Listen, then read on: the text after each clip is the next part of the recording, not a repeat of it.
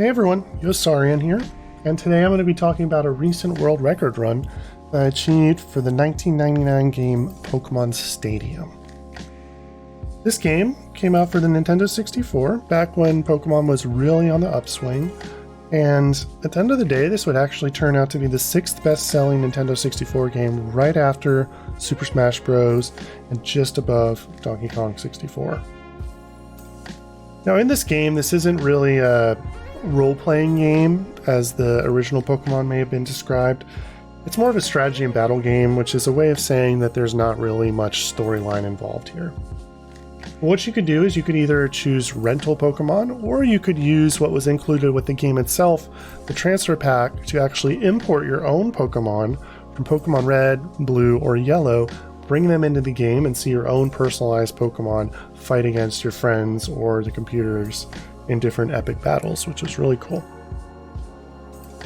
So while there was no story for this game, it was quite a success, and then over time people have decided that they're going to speedrun it. There's a small but dedicated community to speedrunning this game, and while it was originally released for Nintendo 64, over time the leaderboards have been accepting of the emulators and the Switch virtual consoles as means of running the game. So if you're someone like me who lost their Nintendo 64 back in the day and doesn't have access to one currently, you could still speedrun this game if you want via emulation or through the Switch virtual console, which is really cool. So the goals of this video are that we are going to first generate a little Pokemon nostalgia. If you're here, I assume that you like Pokemon, and we're going to show you what the earlier games look like, show you some of the original 150 Pokemon, show them beating each other up, and hopefully have a good time. And if you played this game when you were young, this is going to be a real big wave of nostalgia for you.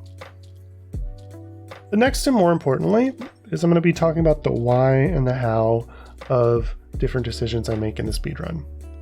If you're one of the people who watched it live or even watched the YouTube video here of the run, you know that as streamers are going through speedruns, since you're doing things hundreds of times, you start to talk about a lot of random stuff and you don't actually explain the why of every decision you're making and why it might be perhaps important or optimal or any of the calculated risks you take.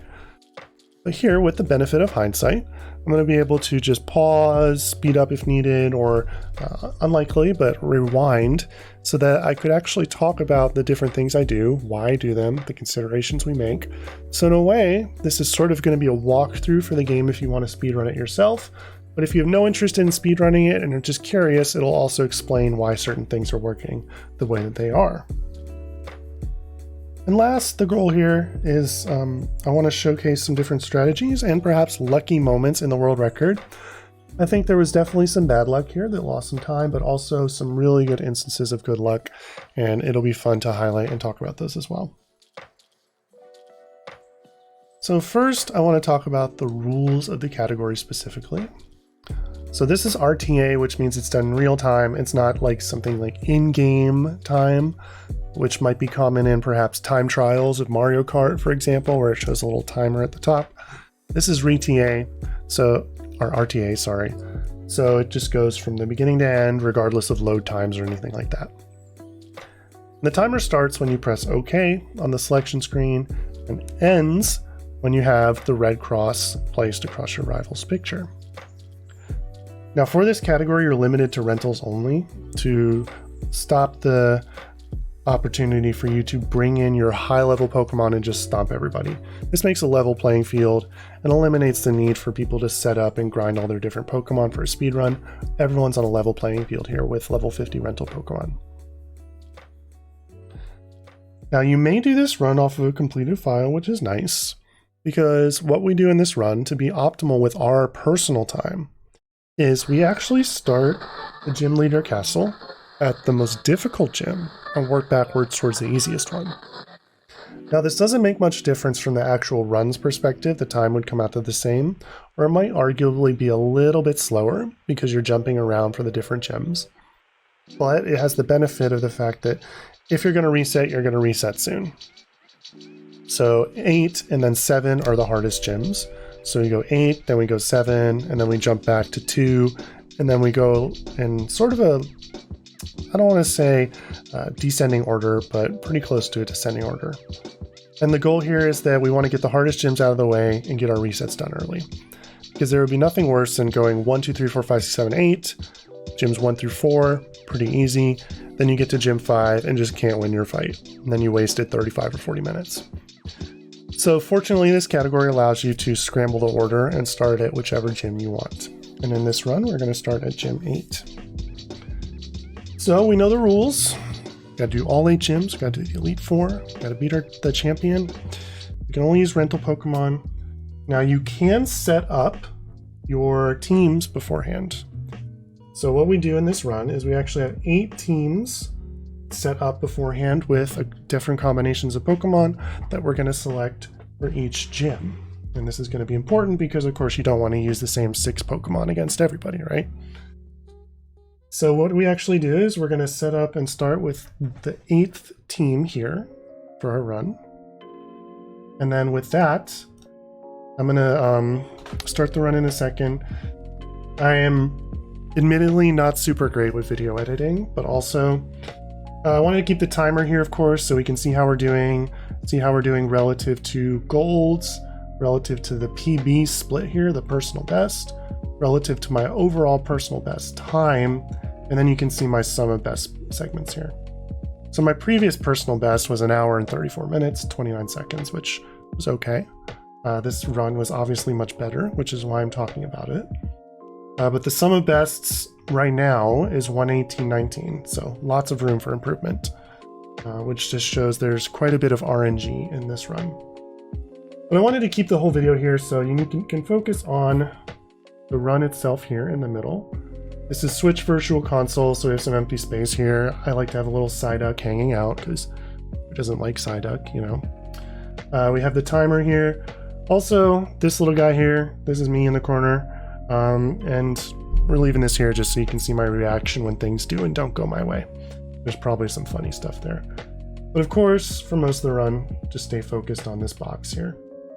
It's not, of course, stretched to the proper aspect ratio because we are effectively emulating N64, which was just a square box.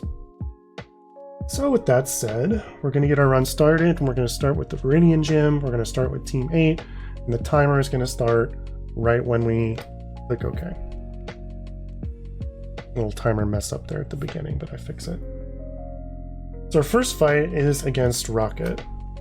And I want to point out the team that we use here. So this is our team on the top.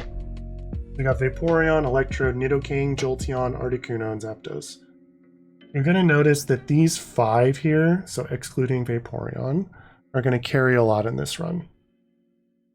So I think I can talk about this while we're actually going through it. So the lightning Pokemon Zapdos and Jolteon are very strong because they are so fast. So speed is critical in this run because, of course, we're racing against the clock. Going first is important, which I'm sure you know if you played any other Pokemon game. Going first on your turn is pretty critical.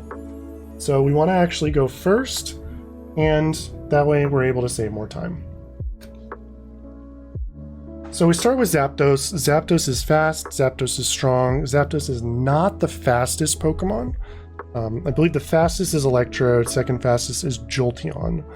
And then there's a little bit of space there where some Pokemon are faster than Zapdos, but generally Zapdos is quite fast too. So we start with Zapdos here because Zapdos is faster than any of Rocket's Pokemon except for Persian. And generally, Rocket starts with either Persian or Moltres. Both of those are 2-hit kills. We don't like to see Persian because Persian is faster than Zapdos. Persian can paralyze us. Persian is, frankly, kind of a pain in the ass. So we like to see Moltres or any of the other Pokemon. And here we get Moltres, which is nice. Zapdos is faster. You can one-shot it with a critical hit, but we get a normal hit. Moltres is going to poison us. No big deal. This is pretty standard for a run here. So we're going to keep using Thunder. Thunder is a very strong attack, but of course it can miss, which is a big part of the RNG for this run. You're just praying to God that the 70%-ish hit ratio of Thunder actually hits. 70% is actually not that high. So here we get Dodrio second, which is great. You can get Moltres into Persian into something like Golbat, which is not great because both, as I said, Moltres and Persian are 2-hit kills. So ideally you want to see either Moltres or Persian, and then some of these other Pokemon that are slower and die to 1-hit, like Dodrio. So this is great.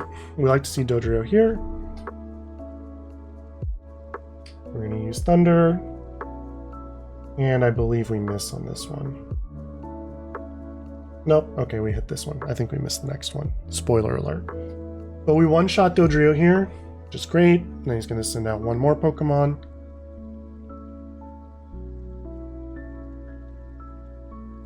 And then we get Golbat here. Now Golbat is a tricky one in the first fight because what it typically does is it'll try to confuse you if you miss. And well, we hit it there. Okay, yeah, we don't actually miss on this one. It's just because we have 2 hits on Moltres. Little memory error by me here. But you can see if you look at the time, I'm going to split when the X comes up on Rocket, right about here. And I'm not going to do this every time, but I do want to point out, so this is how the timer's working. So the PB split is just comparing it to this segment in my personal best, and this is 0.1 seconds slower than my personal best split. So that means that we probably had about the same Pokemon and did about the same thing. This is actually 18 seconds slower than my gold split. My gold split here is just 3 shots. So you have 3 easy Pokemon, you kill them in 1 shot, and then it's 3 up, 3 down. So that extra 18 seconds is the extra attack it took us to kill Moltres. And then here, while it's the same now, it's going to be different than this over time, because this is comparing against just the running time for my personal best. So if you're doing this run, well, there's going to be a lot of resets in this first gym. That's why we put it first, of course. Next is Labman, and this causes a lot of resets here. And that's because we really don't want to see Magneton, and we definitely don't want to see Magneton and Hero together. So as I said, we start with Jolteon or Zapdos most of the time. Jolteon's super fast, which is cool. We like that. But the problem is, if we have Jolteon against Magneton, well, Magneton is not going to take a lot of damage from Thunder, right? So what we'll have to do is we'll have to switch to Nidoking to fight against Magneton. And usually that can be fine. But then if Labman also has Fearow, then your Nidoking won't be able to hit Fearow with Earthquake. And then it'll just swap back and forth between Magneton and Fearow as you try to get Jolteon or Nidoking.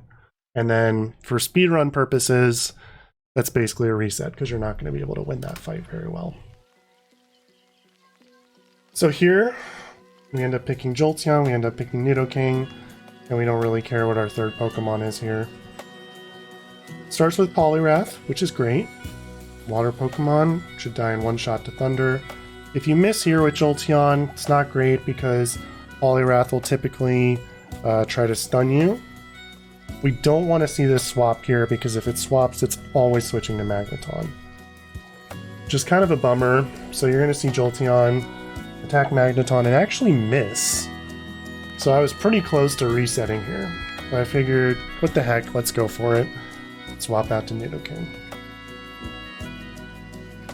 So you get Nidoking. Magneton's going to Screech. We don't really care about that so much. Our defense falls, not a big deal. We're not really in danger of getting hurt here. So we use Earthquake. This is not always a 1-hit KO. A lot of times you can leave Magneton at 8 or 10 hit points, but I got lucky here and actually killed it. So I was pretty stoked. But the issue here is you don't want to have to switch back to Jolteon because you lose a turn. So basically what you do is you have to Horn Drill and hope for the 1-hit KO against the next 2 Pokemon. So you generally hope for 2 Horn Drills that are successful, and if not, then you reset. But again, since we're watching this run, I think you know that we get pretty lucky with the Horn Drills, so we're able to keep going. I'm just going to speed this up a little bit. Kabutops is last. Again, not a big deal. Horn Drill. Super lucky that it actually hit twice in a row. So then we're able to finish off the battle. I'm actually really stoked if you were hearing my live talk right there. So we actually do lose time here, but we finished the fight. It's good enough to continue because as you can see from the counter up here, there's a lot of resets for this category. Cool Mail. Omastar, Dodrio, Tentacruel, Clefable, Zapdos, and Pinsir.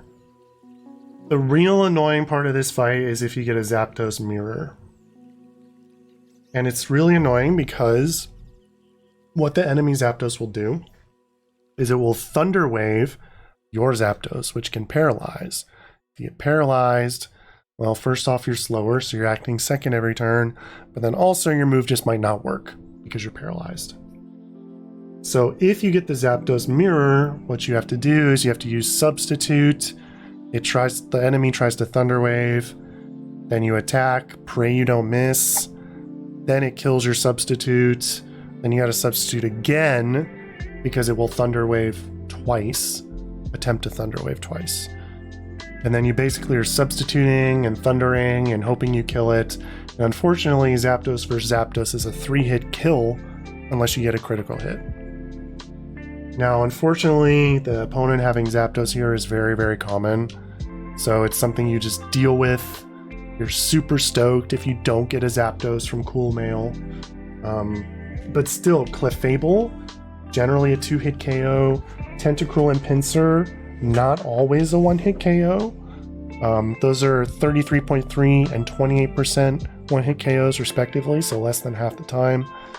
So this fight, since it's in the last gym, and again, we're glad we do this first, can generally be quite frustrating.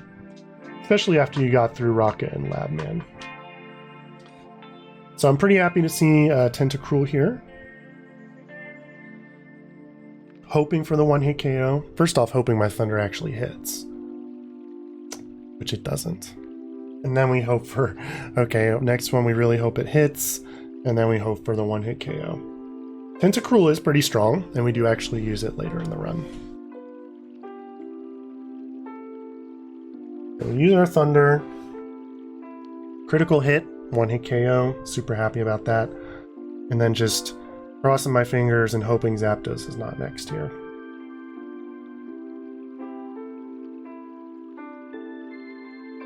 And there we go, we got Clefable. So I'm happy to see Clefable, but this actually does not mean that Zapdos is not third. Because Cool M actually thinks Clefable and Zapdos are both good against you, which they are. So Clefable's a 2-hit KO, and Seismic Toss actually does a pretty good chunk of damage to Zapdos. Sometimes they will have Clefable into Zapdos, and if you miss your Thunders, the Seismic Toss can make you weak enough that you can't substitute. So if you get something like Clefable into Zapdos for the enemy, your run's generally not looking pretty good. So in this world record, this was actually a really crappy Viridian gym. So my Zapdos dies. I think, oh no, this is pretty awful. And we go to Electrode. And I want to talk about Electrode for a second. So I mentioned Electrode is super fast, which is nice. It's electric and very fast, which is great. So Electrode has 2 good moves for us. Thunder, which is of course the same as Zapdos and Jolteon. Also Self-Destruct, which we, I don't want to say abuse, but use quite a lot in this run. So because Electrode is so fast and because it's Self-Destruct, a lot of times what you can do is you can use Self-Destruct.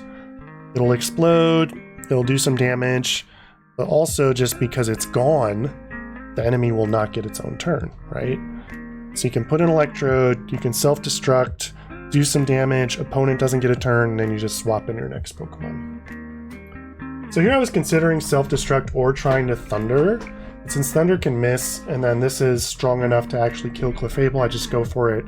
Figure, okay, I'm just going to rely on Jolteon and just really hope Zapdos is not last. Because Jolteon versus Zapdos is not good. You just get Thunder Waved, you get paralyzed, and your life's miserable. This was definitely a dice roll here. And then who do we see? Well, Jolteon from me. And then Pinsir, which is great. Not a one-hit KO from Jolteon unless you get a critical hit. Otherwise, it's definitely a two-hit KO. And again, we don't like two-hit KOs because Thunder only has about 70% chance to hit. Luckily, we paralyze it. It doesn't attack us. Not too much of a big deal other than saves a second or two. Then we use Thunder again. It missed. And then I realized I was dumb and could have actually used a different move to try to kill it that had higher accuracy. So that was a mistake on my part. But we get through it again, despite the user error. Now we're moving on along. And again, you can see over here, this is a lot slower than my PB. But I'm still playing it, which is just a testament to how frustrating it is to get through Viridian Gym. So now we have Giovani, and surprisingly, Giovani is actually not as hard as the first three. So Giovani has Persian, Dugtrio, Nidoqueen, Nidoking, Rhydon, and Tauros. And he almost always has Persian and Tauros, which is somewhat frustrating because they are both quite fast. In this fight, we're going to rely on Articuno and Vaporeon quite a bit.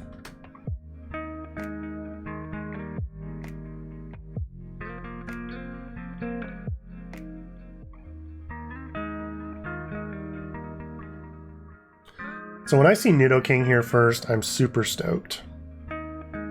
Nidoking, this is pretty straightforward. It is faster than Articuno. Doesn't matter. We have a very high chance to one-hit KO with Ice Beam, and I'm very happy here. Super effective. It's about an 89-90% chance KO. Happy we get it. Potentially a good time save. And I know I can save time on this split if we get good Pokemon. I can save about 55 seconds. But then, lo and behold, here comes Tauros. Generally a two-hit KO, generally faster than Articuno, and also Fire Blast is quite strong against Articuno. And the critical hit is brutal.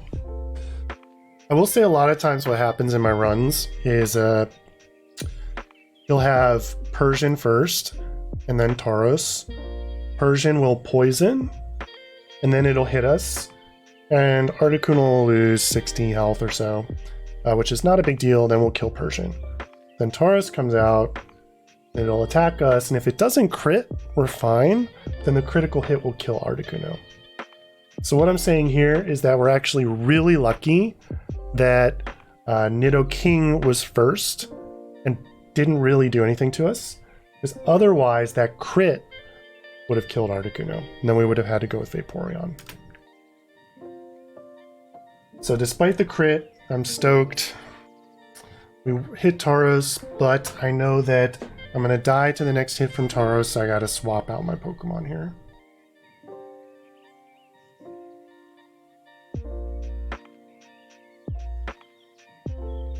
And I go with Electrode, because again, I want to sort of abuse the fact that Electrode is super fast. Happy the attack missed there. Doesn't really mean too much, but I go with the Thunder here because I want to be pretty greedy. Because I know if the Thunder kills, then I actually have Electrode who can potentially Thunder or Self-Destruct at the end. So if I were to use Self-Destruct, then I'm basically forced to go back to Vaporeon against Persian. See, we get Persian here, and I can't put out Articuno because Articuno will die to one shot to Persian, and Persian is faster. So that's why I didn't self-destruct. I decided, okay, what I want to do is just try to get lucky with Electrode, try to hit my Thunders. I actually hit that one. Persian uses Slash, and now we get a taste of what it does. Slash always hits a critical strike. And look how much damage that did. Now, the critical strike percentages in this game are based off of speed, so faster Pokemon have a better chance of critical striking. Based on the formula, both Zapdos and Jolteon's Thunder critical strike is a little bit below 20%, between 15 and 20%. Electro's is a little higher than Zapdos, a little lower than Jolteon. But the way moves with critical strike like that work is they have a slightly different formula where they always critical hit. So now my Electrode's pretty weak. I know I can't survive another hit, so I know I got to self-destruct, but I also know that this is going to finish the fight. There we go. So we're done with Viridian Gym, done with Giovani. Now at the time, I'm quite a bit behind my personal best. I was pretty unhappy at this point, because this was really slow, mainly against Cool M. The others were okay.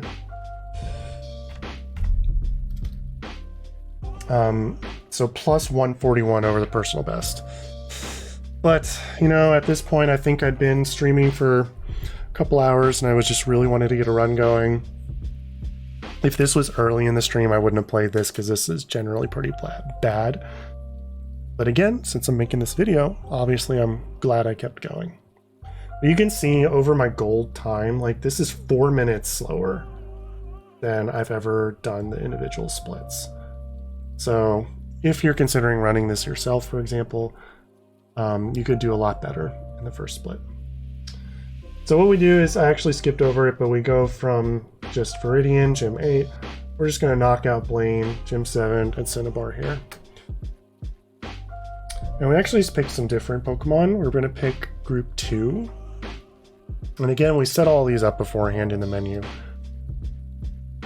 So here, for this gym, our team is Nidoking, Tentacruel, Starmie, Jinx, Jolteon, and Zapdos. This is actually a really, really strong team. And outside of Tentacruel, I would say the other 5 really carry this run, especially these 4 here. Jinx is really strong because it's pretty fast. Psychic and Ice Punch are both, you know, they're going to hit every time. But also, of course, they're very different types of attacks, which is very beneficial to us. Starmie, also an MVP, because Starmie is surprisingly a very, very fast Pokemon. And then you have Thunder, and you have Bubble Beam. So again, 2 very disparate types of attacks on one Pokemon, and then also on a very fast Pokemon. So Starmie is very strong. Here, Judo Boy, Raticate, Primate, Machoke, Machamp, Hitmonlee, and Nidoking. So not the strongest team. There's no real chance of like dying in this fight. It's just how much time you're going to save or lose. So Hitmonlee and Machoke are one-hit KOs. All the other ones are 2-hit KOs, unless you get a critical hit. So this fight, we're just going to go through it pretty fast. There's not too much noteworthy here, other than you get to see Jinx beating him up quite a bit. We get Raticate, which is a 2-hit KO. You just use Psychic, then you use Ice Punch.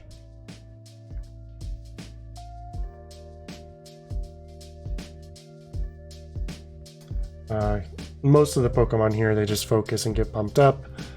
So again, no real danger of dying here, especially because Jinx's attacks don't miss. You just generally hope for Machoke, hope for Hitmonlee, and then hope you get a crit.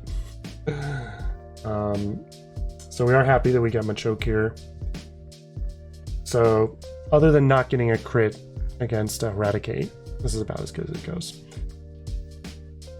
So Jinx cleans up here. Pretty straightforward fight. Nothing really of note there.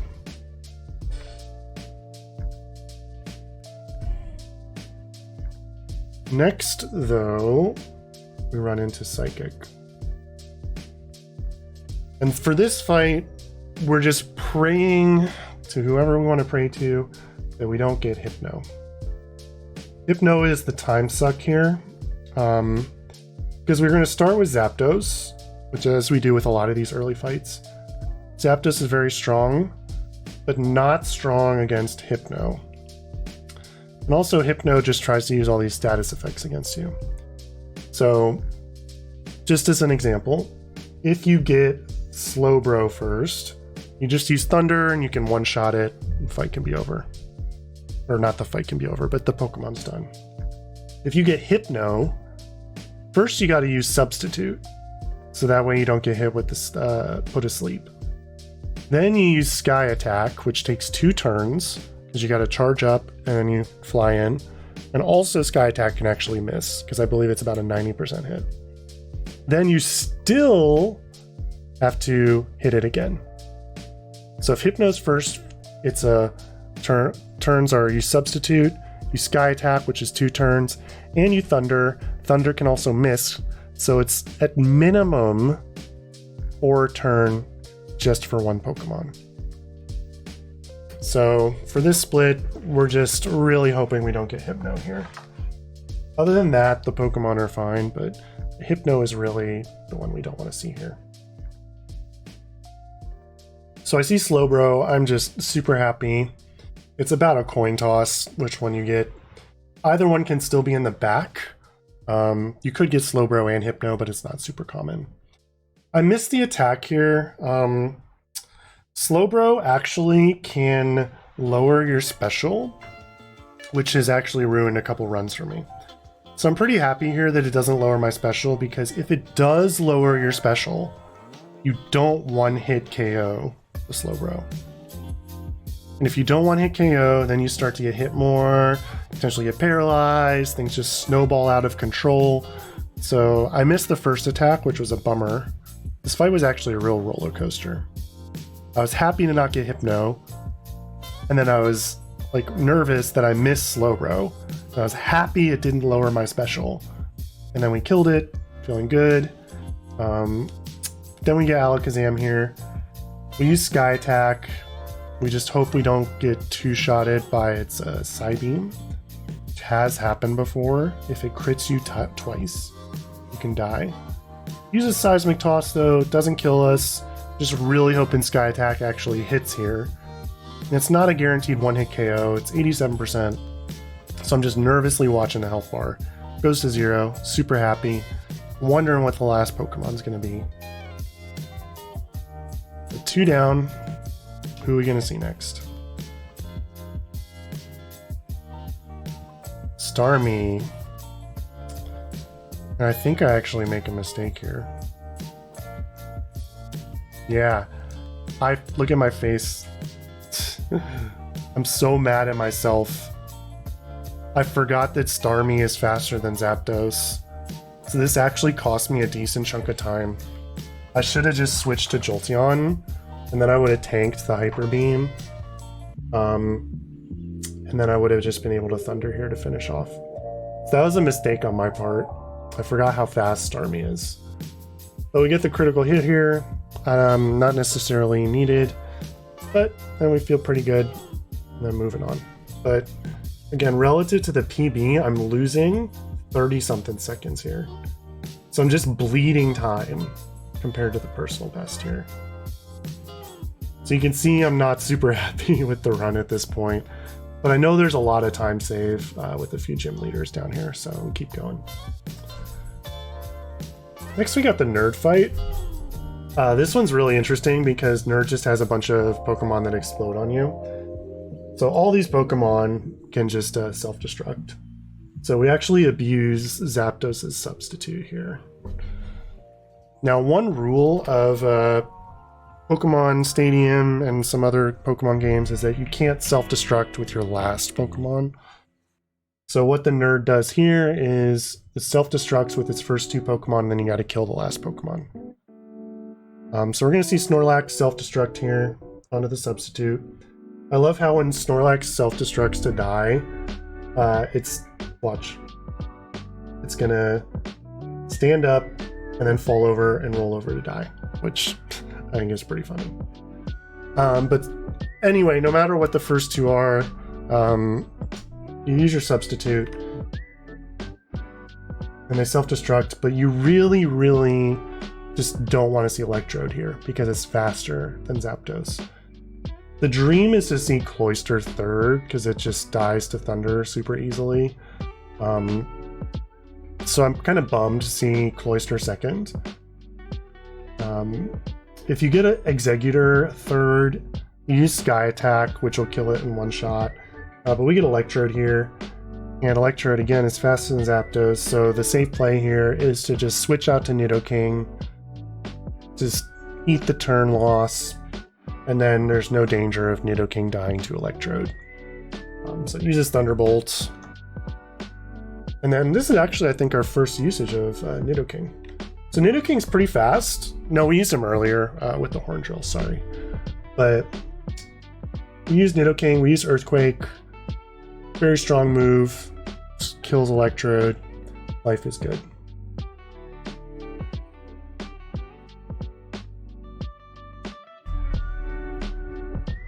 So at this point I'm content. I think we save like a second here. Yeah. The next up is Blaine. Blaine isn't the worst fight in the world. It really just you just really need to look at whether your Tentacruel hits or not. So Tentacruel is the big factor here. You want your Tentacruel to hit with the Hydro Pumps. You don't want Charizard to critical hit you with its Earthquake, because that'll one-shot your Tentacruel. And you don't want Rapidash, because Rapidash is faster than a lot of Pokemon, especially Tentacruel. And Rapidash can just use all these moves that just sort of ruin your life. Like you can get Fire Spin on you, which just basically, I don't want to say kills your run, but eats up a lot of time. If I would have got hit by Fire Spin here, I would have reset because I was already so far behind.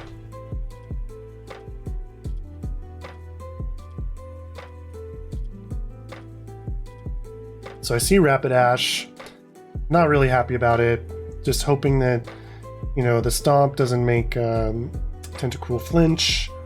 I'm just hoping my Hydro Pump hits, because if it hits, it's a one-shot KO. And there we go. I'm pretty relieved. Tentacruel's doing its job. Rapidash gone. I believe it sends out Charizard. Oh, Kangaskhan. Kangaskhan's pretty tanky. You don't really one-hit kill it. So again, you're just hoping your Hydro Pump doesn't miss. It does a lot of damage, just Kangaskhan has a lot of hit points. So it uses Earthquake. Pretty big damage here. And then the critical hit, I'm pretty bummed out about that.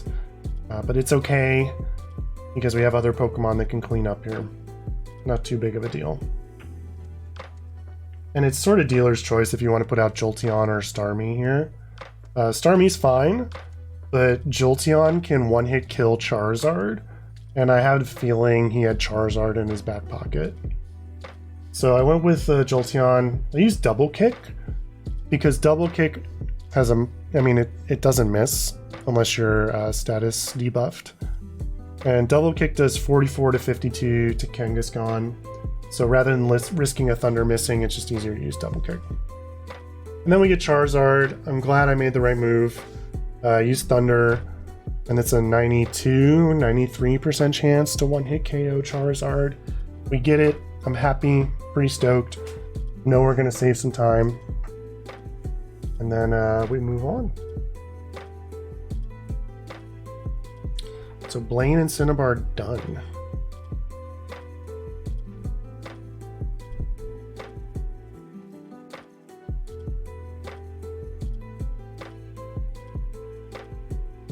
So again, we're pretty behind at this point. 2 minutes behind my PB. Not super happy about that. So you can see all the gyms in order here. I didn't really give you a good shot of that earlier. Brock, Misty, Surge, Erika, Koga, Sabrina, Blaine, Giovani. And then the Elite Four up here. So I said we go in the order of how likely they are to make you reset. So we started with Giovani, then we did Blaine. Actually, now we're going to skip and go to Misty.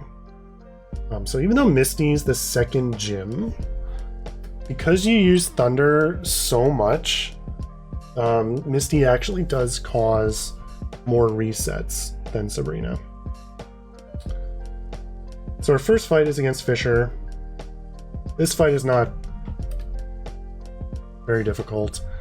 Here we're actually just going to use Gengar. Gengar's great because Thunderbolt, unlike Thunder, always hits. And then Fisher just has Squirtle, Poliwag, Magikarp, Wartortle, Sinking, and Tentacruel. These top three are all great because they're one-hit KOs. Wartortle is about a 50% KO. It's probably the worst Pokemon to get because if you don't kill it, it's going to dig. And of course, dig means it's extended for another turn. Because what'll happen is you'll use Thunderbolt, you won't kill it, it'll dig. And then the next turn, you're first, so you get a wasted turn, and then it pops up from dig. Then you gotta attack it again. So if you get Wartortle and you don't kill it, it turns into a 3-turn KO for Wartortle, which is not great. And if it crits you, it's gonna kill you. Seacring and Tentacool, not a big deal. They're just 2-hit KOs, but you're not gonna die to them.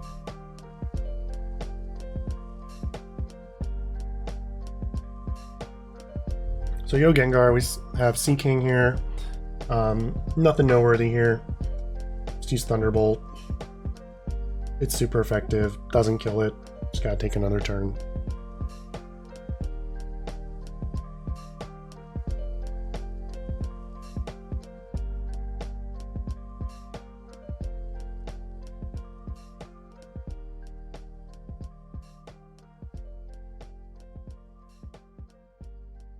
Magikarp is great. I'm really happy here. That's just an easy KO.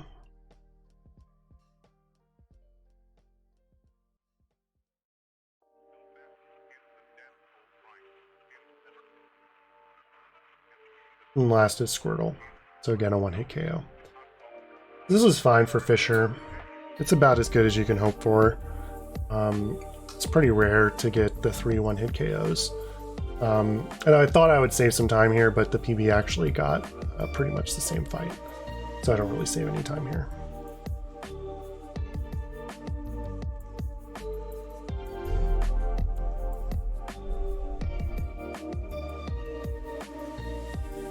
Junior female. Here we got Pidgey, we got Seadra, we got Kadabra, we got Voltorb, Diglett, and Jigglypuff. Nothing too crazy here.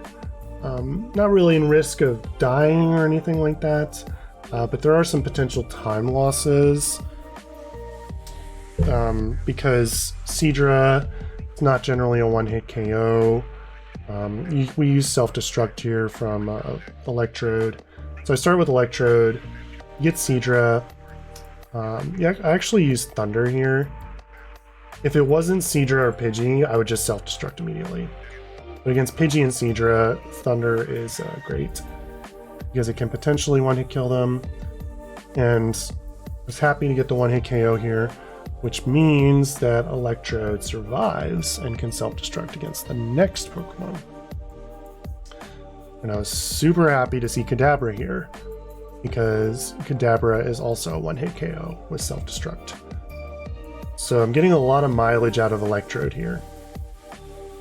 Because normally what might happen is you would self-destruct against the first Pokemon and then you put in Persian, and Persian doesn't get a lot of one-hit KOs.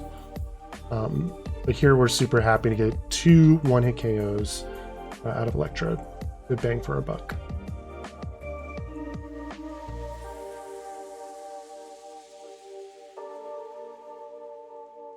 So I put out Cloyster with the goal of just self-destructing here. It puts out Jigglypuff. Yep, and we go self-destruct here.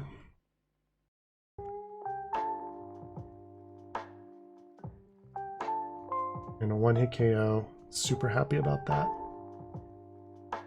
Generally that doesn't happen. So this was actually a really good fight. And you can see here, now we're getting some time save.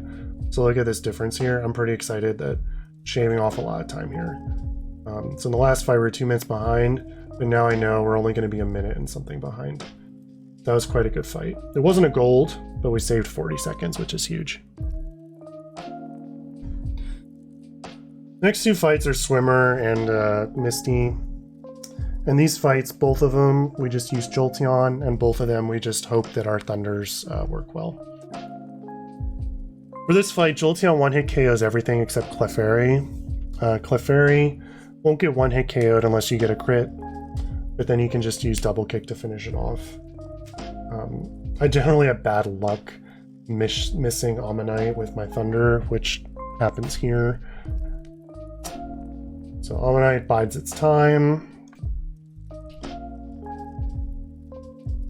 Jolteon's gonna Thunder, it's gonna kill it. I'm just hoping I don't see Clefairy here, because Clefairy's a 2-hit KO.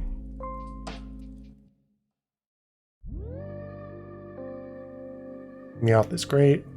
Meowth is an easy kill.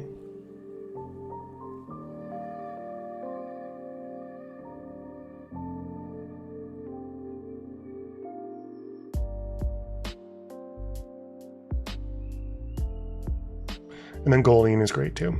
So I'm pretty happy here as long as my Thunder doesn't miss, right? There's always a chance that Thunder misses and you don't get the one-hit KO. But pretty happy with this fight overall. No complaints. It's going to be about a break even.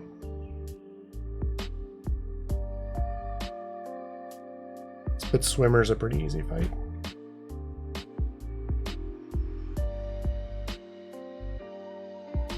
But now is Misty.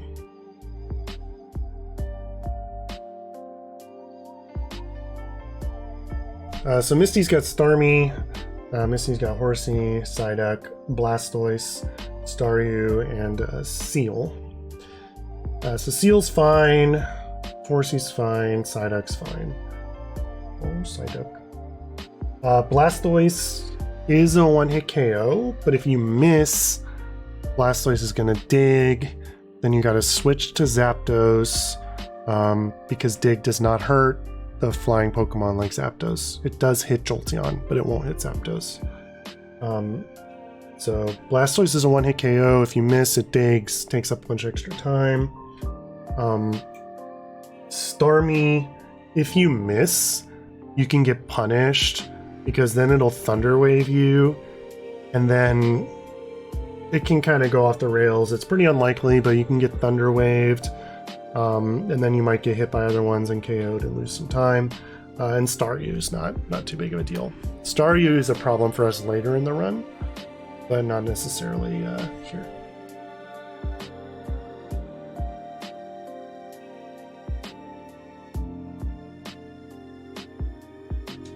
We'll watch Starmie real quick, and then we'll speed it up.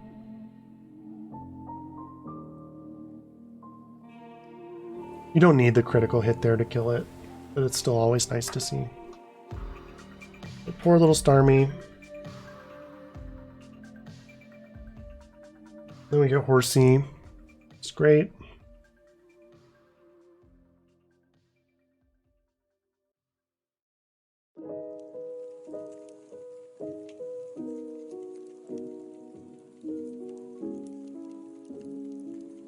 And then Staryu. So, not a big deal. Easy peasy fight. It's a very good Misty fight, 3 up, 3 down. So I actually save a ton of time here. Because look, this isn't even ticking yet. So I want to point out just, again, in case you don't know how the split layout is. So this possible time save here is for this split specifically. So I had 1:47 in Misty to save. That means in my PB, my Misty fight was pretty shitty, we'll say. So I knew I had a lot of time. So generally I know if I get to here and I'm about 2 minutes behind, I can get in the green in Misty. Now if I have a bad Misty, I usually reset. So that's why I kept playing while I had these times here where I was behind, because I knew there was a lot of time saved with Misty potentially. So we split, and now we're actually 29 seconds ahead of my personal best. So pretty happy. So we go back to Sabrina, because Sabrina is pretty tough. So now we're going back to the back half of the castle. So first up is Cue Ball. So Cue Ball has Dragonair, Primeape, Mankey. Actually, I think I mixed those up. No, that's right. Primeape, Mankey. Then we got Machop, we got Rhyhorn. Dugong is the one we just really don't want here. I'm a well-known hater of Dugong, and there's nothing like special about Dugong other than it's a 3-hit KO and a time loss. So generally we just really hope we don't get Dugong. Dragonair is a 2-hit KO, which is not great. Versus like Machop is a 1-hit KO. We're just going to take care of Machop really easily. But a lot of times I've seen this pattern where it's Machop into Dugong into Dragonair, and it's just like super frustrating. Because there's a lot of variance in this, whether you get Dugong or not. So the whole time I'm just like really hoping I don't get Dugong. But as we'll see. There it is, and look how disappointed this guy is. This guy is not happy. So we just gotta chip away. The reaction on my face. Just gotta chip away. It's not a guaranteed 3-hit KO as well if you low roll. The Dugong just powering up. And we just go through our psychic shots here.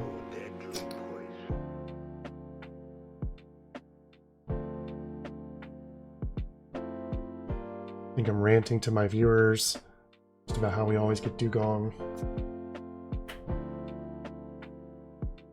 And then we'll kill it with Psychic here, but we did take good damage, and the problem here is that Dragonair can't actually, like, kill us. And then as usual, I get the critical hit on the last hit where it doesn't matter. Just how it goes sometimes, you know. But I get Rhyhorn, super happy. Rhyhorn's an easy 1-hit KO with Ice Punch. And then I'm stoked that we didn't get Dragonair at the end here. Critical hit, didn't matter. But still, that's it for Cue Ball. And we're going to get some even more time save, which I'm pretty happy about.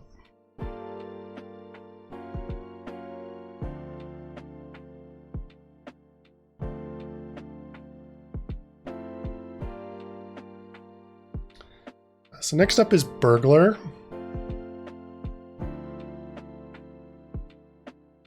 And this fight has single-handedly ruined runs. It's pretty rare. So here we got a few different Pokemon. So we got Vulpix, we got Ninetales, no big deal. We got Charmeleon, and we got Growlithe, also no big deal. But also then we get Ponyta and Rapidash. Both of these Pokemon can use Horn Drill against you, and as I talked about earlier, Rapidash is actually faster than you are. And we start with Tentacruel here, and then we also pick Nidoking and Electrode. And I've had runs that were on really good paces. Like I've had runs that were like -2 minutes at this point. And then Burglar will start with Rapidash, and then it just Horn Drills my Tentacruel, and then it Horn Drills my Nidoking, and then I can't win the fight with just Electrode, so then I'm screwed. So you always just hope you don't get Rapidash, but then also just like really hope if you do, it doesn't hit the Horn Drill. And then also at the same time, you need your Tentacruel to actually hit the Hydro Pump here. So while this is not a like hard fight, this is one you're generally nervous about, but I'm super happy to see Ninetales here, because we don't really worry about Ninetales here.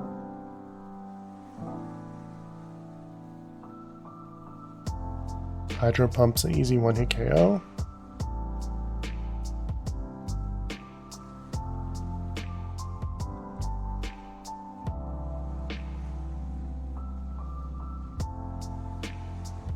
Charmeleon, very happy to see it. Charmeleon's a 1-hit KO as well. So I'm feeling pretty good at this point. Things are finally looking alright. Then we get Ponyta last, so I'm just really happy Rapidash doesn't show up.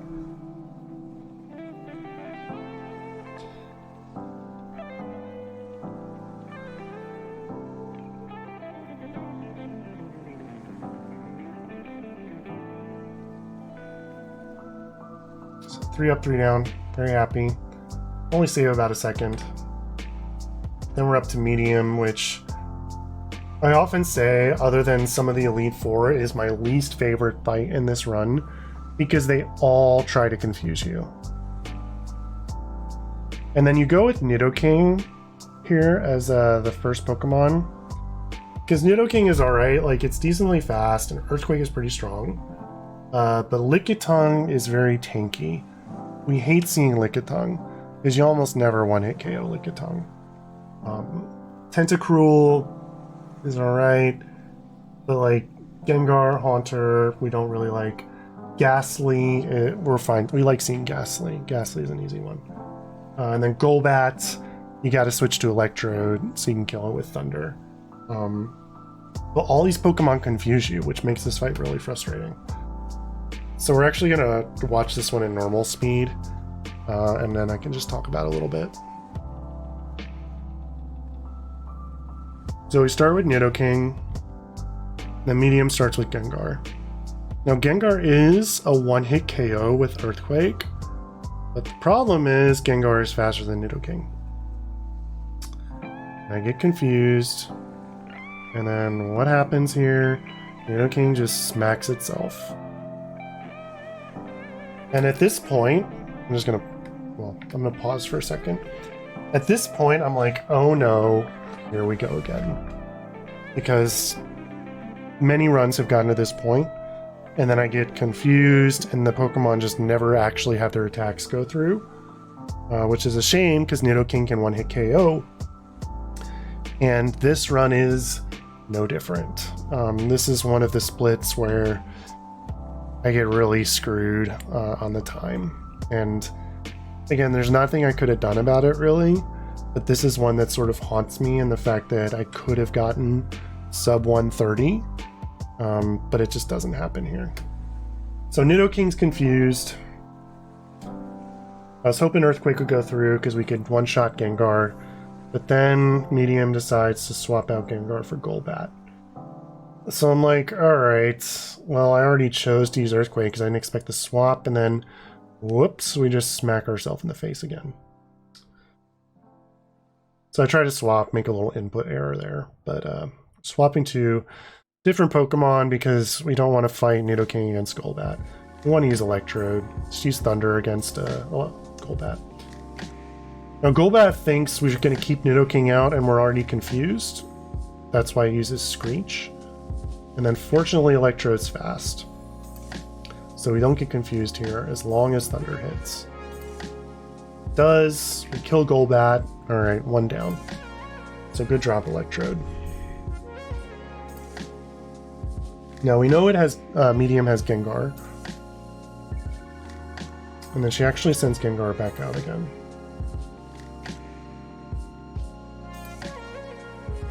Now admittedly I was a little unsure of what the right play here was, other than to not send Nidoking back out. But then I see that, okay, Thunder does really not do much damage. So then I'm like, okay, I gotta readjust my strategy here. And then I kind of mess up. I use self-destruct. I should not have done that. So again, this was a bit of a user error here. I should have actually switched to Jinx and then just slammed away with Psychic here. But instead I used self-destruct like a dummy. Realize I messed up. Send out Jinx, as I should have done. Then we got Jinx here. Gengar uses Toxic. We don't really care if they use Toxic. A little poison damage never hurts anybody. Use Psychic, super effective, that's good. Beating myself up because I should have done that anyway, instead of have Electrode out there. And now I'm wondering, who is Medium's last Pokemon? Who she got? It's Tentacruel. I'm like, alright, Tentacruel. Well. Oh no, Tentacruel is faster than Jinx. Tentacruel's pretty fast. Jinx gets confused.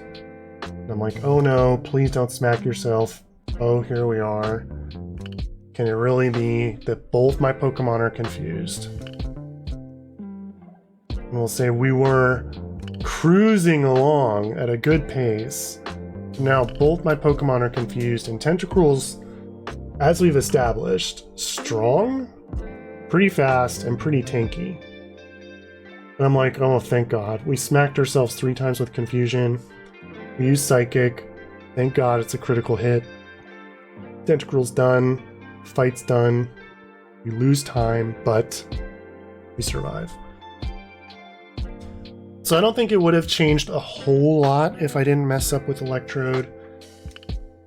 But it couldn't have been worse. Because I could have also put Electrode in against Tentacruel. So now we're up against Sabrina. Sabrina's got sort of a hodgepodge of Pokemon here. So I'm going to go Cloyster, Electrode, and Moltres. And what I'm going to do is I'm going to abuse Self-Destruct that these 2 Pokemon have. Then the goal is to clean up with Moltres here. So she has Kadabra and Alakazam, Mr. Mime, Hypno, Exeggutor, and Jinx. This is actually a pretty strong team, which is why we rely on Self-Destruct quite a bit. Because that is a pretty good lineup for Sabrina here. So what we do is we start with Cloyster and Self-Destruct against everything except Hypno. We never want to see Hypno, and there it is, Hypno, unfortunately. Self-Destruct doesn't one-hit KO, so if we get Hypno, we actually need to use Aurora Beam and then Self-Destruct. The problem here is that this leaves us open to getting confused by Hypno, and I'm thinking, oh god, here we go again. Is Cloyster just gonna smack itself? If it smacked itself here, I probably would have thrown my controller. Not really, but metaphorically. But fortunately, Self-Destruct goes through. Hypno's dead. We're still on track. No big deal. Next up, we send out Electrode.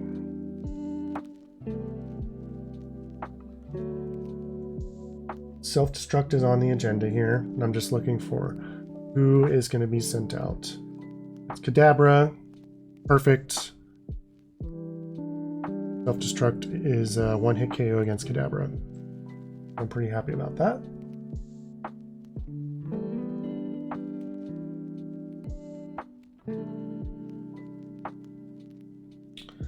And then who's her last Pokemon going to be? This is who Moltres is going to 1 versus 1. Alakazam is the slowest here, so I was hoping it wasn't Alakazam. Sending out Moltres.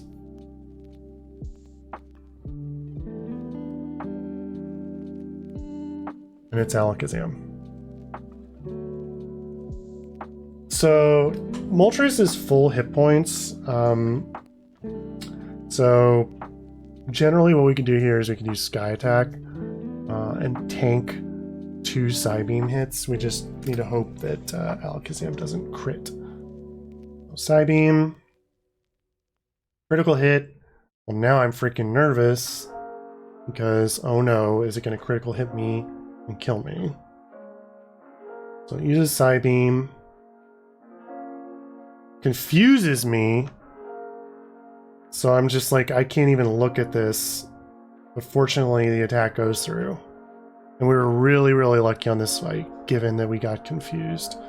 That could have ended really badly, because if Moltres would not have got its attack going through, we definitely would have died to Alakazam, and the run would have been over. Fortunately, we keep on going. Next up is Celadon.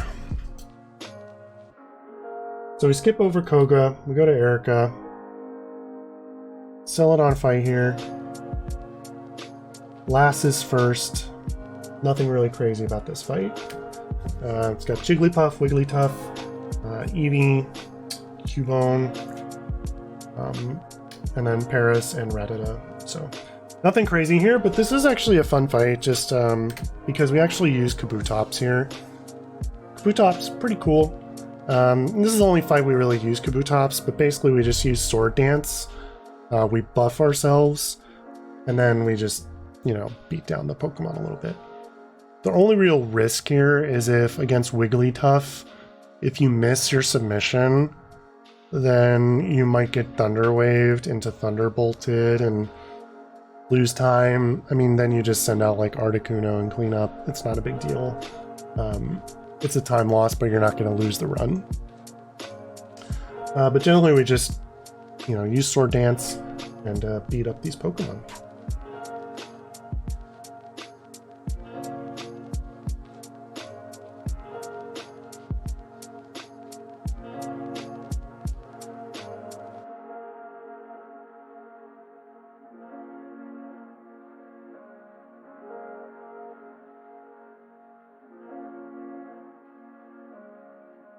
Eevee can actually use Quick Attack here, which costs you about 5 seconds, but glad it doesn't.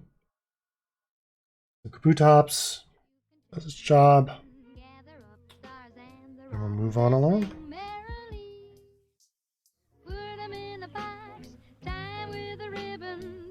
Actually get a gold on that split, which is pretty huge.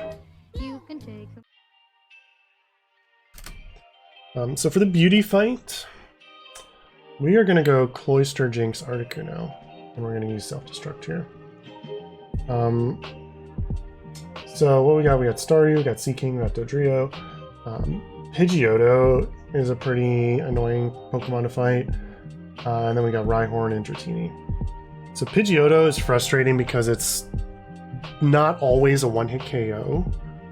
And it can fly up high, which means you got to take extra turns. Staryu is the real culprit here, though. So here we actually have Staryu come up in this fight, and I'm just going to preface this by saying Staryu doesn't always do what happens in this fight. A lot of times it'll use the first move or two and then not use what it uses at the end. But what Staryu does here makes it a real jerk. And there's pretty big time loss here because of what Staryu does to me. And I'll leave you in suspense, waiting to see what happens. But we start with Cloyster, go Self-Destruct.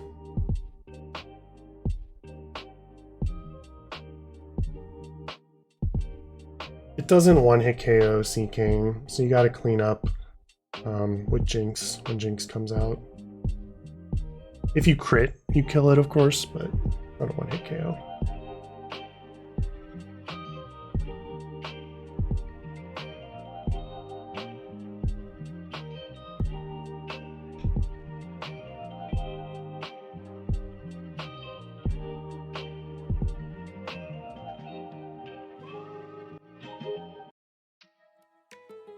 So I'm feeling good.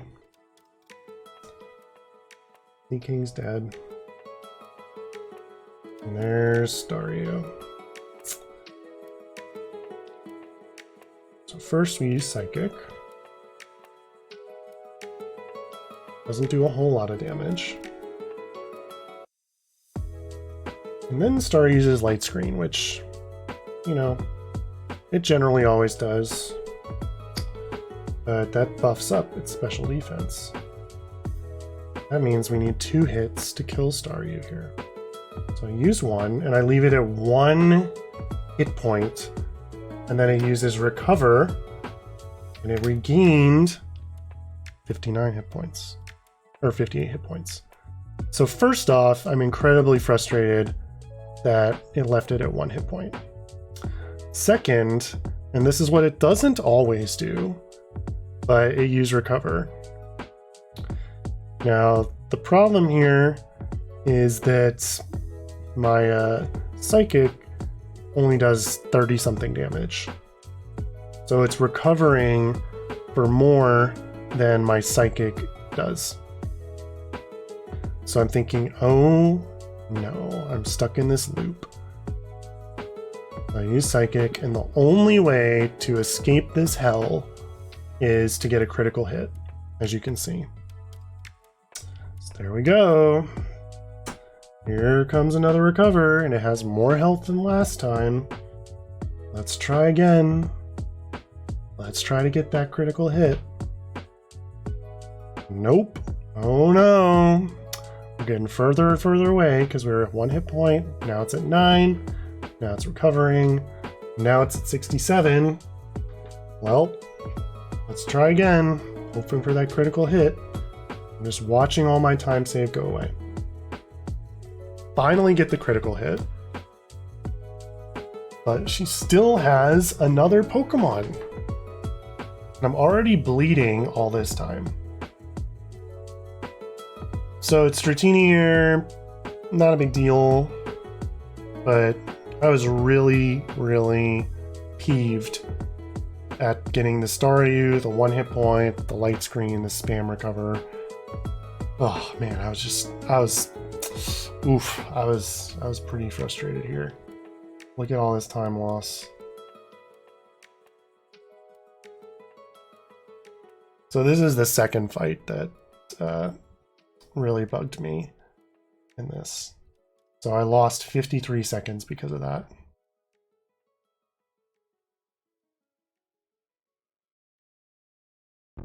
Next up is Cool Female. So here we got Marowak, we got Chansey, we got Parasect, we got Nidorina, Nidorino, and Lickitung. So here we're just going to use Articuno, super strong. Not a lot of one-hit KOs here, but it's fine. You just beat him down with Ice Beam. Just really don't want to see Chansey here, because Chansey has about 1 billion hit points and takes forever to kill. But yeah, you can see here, at last I was 32 seconds ahead and now I'm 20 seconds behind. Not feeling great. Lickitung here.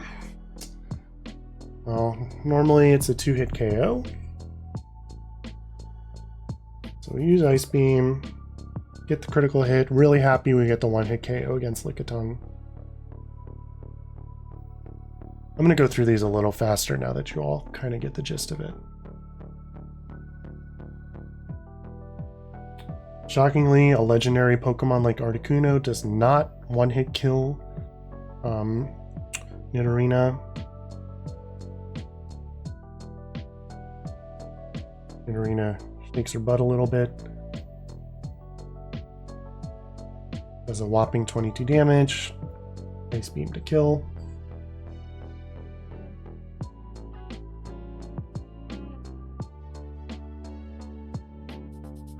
Then Marowak, and not a big deal. Really, we just don't want to see Chansey here, because Chansey has 300 something hit points.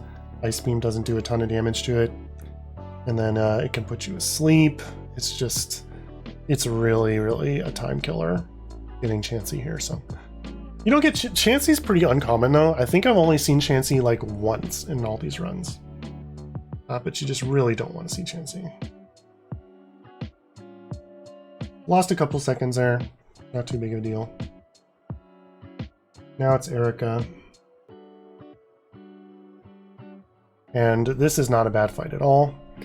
We just picked Moltres, and then all of these are just weak to fire.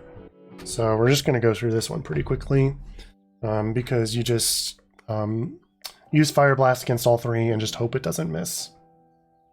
It's not a 100% hit chance. But generally, you just expect 3 up, 3 down here.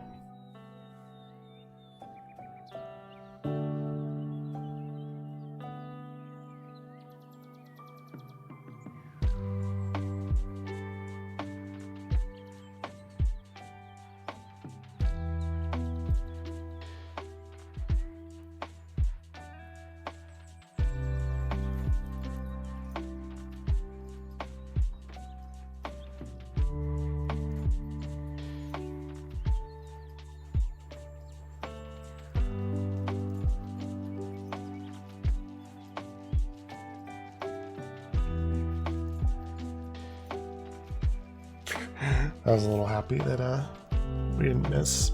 It's not a time save, but it means we didn't lose time. So after this, we're actually going to go back and do Gym 5. So we're going to go do beat Koga next.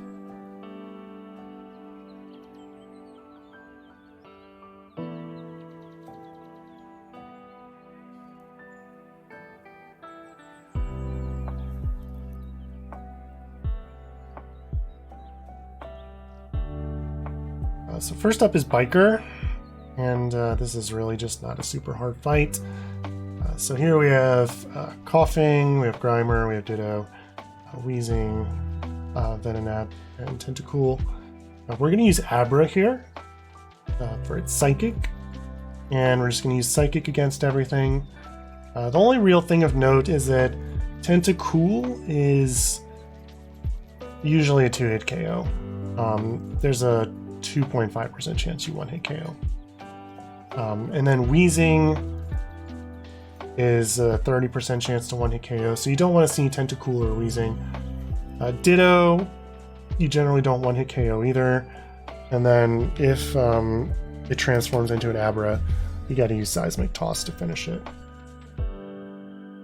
So really what we're hoping for here is like Coughing, Grimer, and then like Venonat. Then with Abra, we're just going to use Psychic. Super effective. Don't get the 1-hit KO though. Tentacool poisons us. Matter. Use Psychic again. There's the critical hit, of course, on the last hit when it doesn't matter.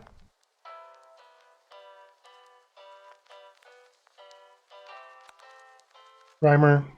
Good pull. Nothing to worry about there. I go up, open my blinds because I want a little more sunlight because I've been streaming for 3 or 4 hours.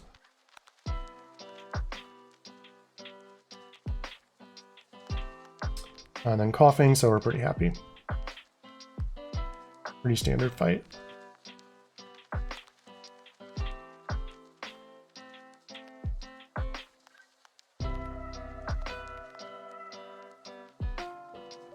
So these gyms are getting easier and easier until the Elite 4. So I think we'll keep it on 1.5 speed for a little bit, just for you guys, so we can get to the fun later.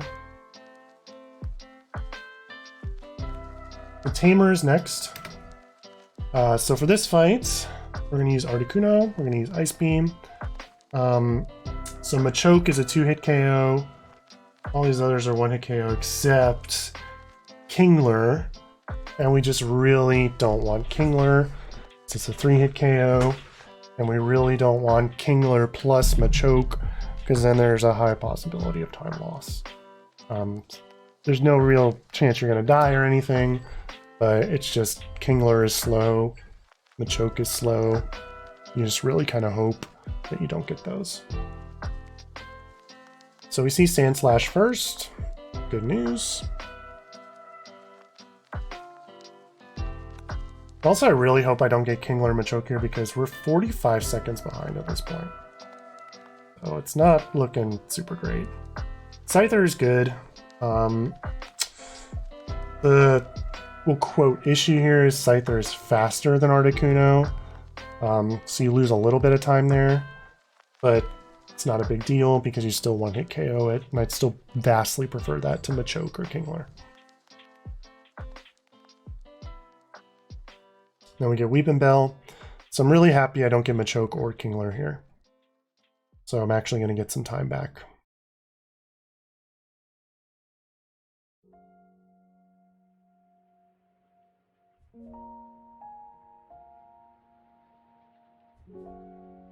I actually think this was the first time I never got either Machoke or Kingler, which is why we gold by 12.9 seconds. There's nothing really to worry about for Juggler. So for this fight, we go Electrode, we go Persian, and then Nidoking is just there. We start with Electrode.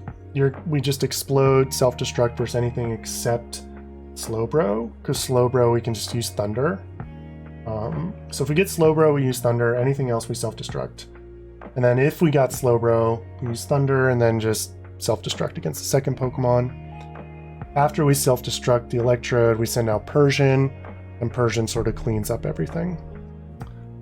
If we're getting Slowbro, it's better first, because Electrode can kill it.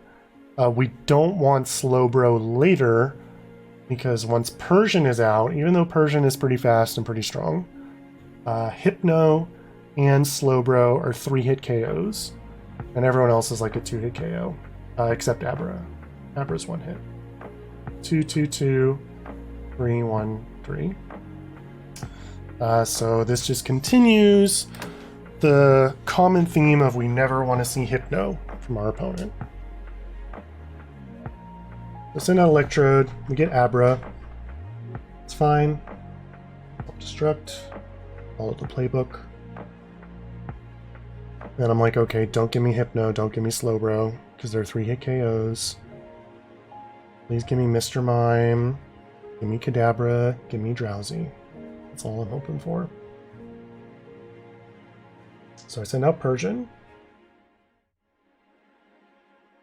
Mr. Mime. So we use Double Edge against all the Pokemon here except Slowbro. We use Thunderbolt because it's weak to Thunder. But yeah, Mr. Mime, we gotta use 2 hits here.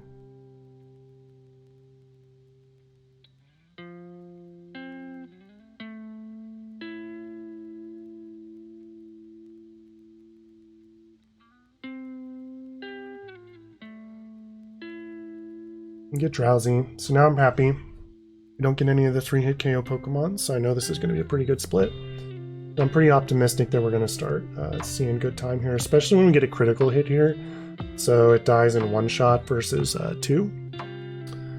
So now I'm pretty happy that we're still behind, but again, we're pretty consistently gaining time back. So again, that was a gold, just by 2 seconds, but now I'm only 16 seconds behind.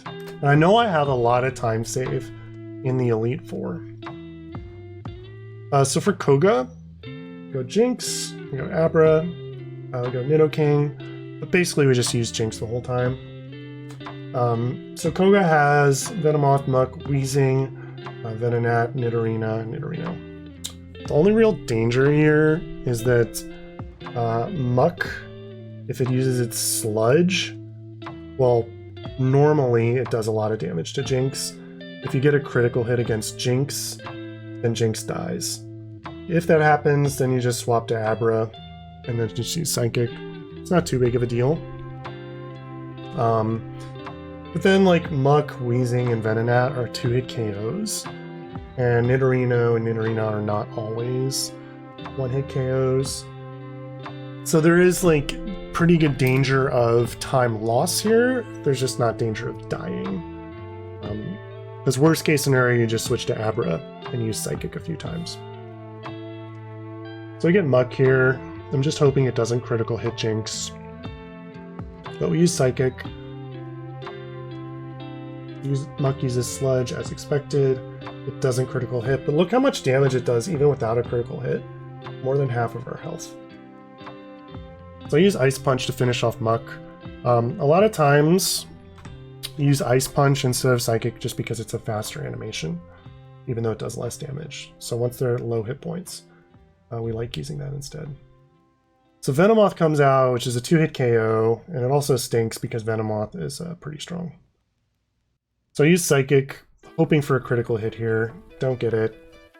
I mean, it's super effective, but no critical hit. And then Venomoth used Double Edge, and it critical hits and kills Jinx. Pretty unfortunate, because normally that would not kill if it didn't crit. So I'm like, dang it. Alright, well, let's send out Abra.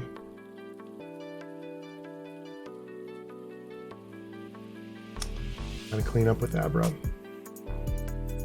So just gonna use Psychic here. But Venomoth is again faster than Abra, which is tough. If that would have crit and killed Abra, I would have lost my mind. But fortunately it doesn't, so Abra can just clean up here.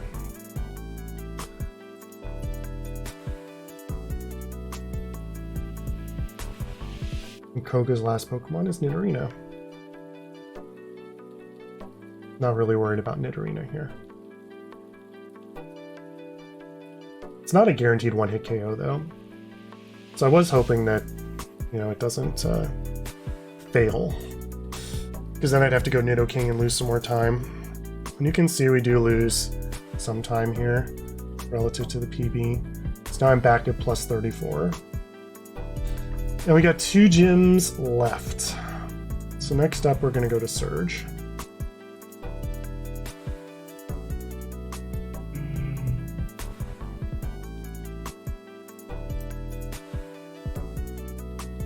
First is a Sailor fight.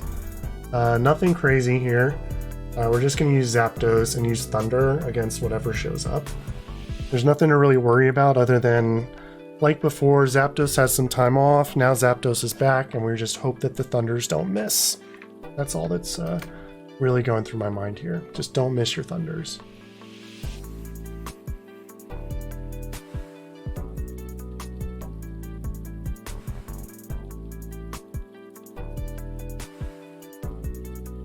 Spearow here. Thunder. Doesn't miss.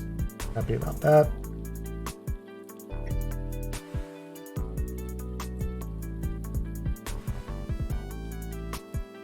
Slowpoke.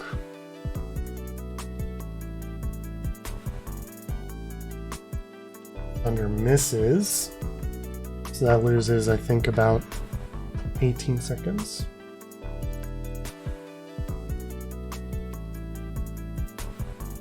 Again, Slowpoke doesn't do any damage or anything, it's just a small time loss.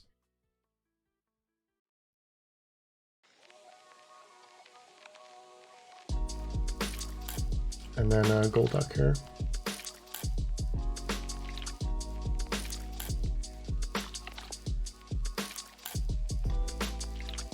That fight's pretty straightforward. But I lose time here because we missed the attack, unfortunately.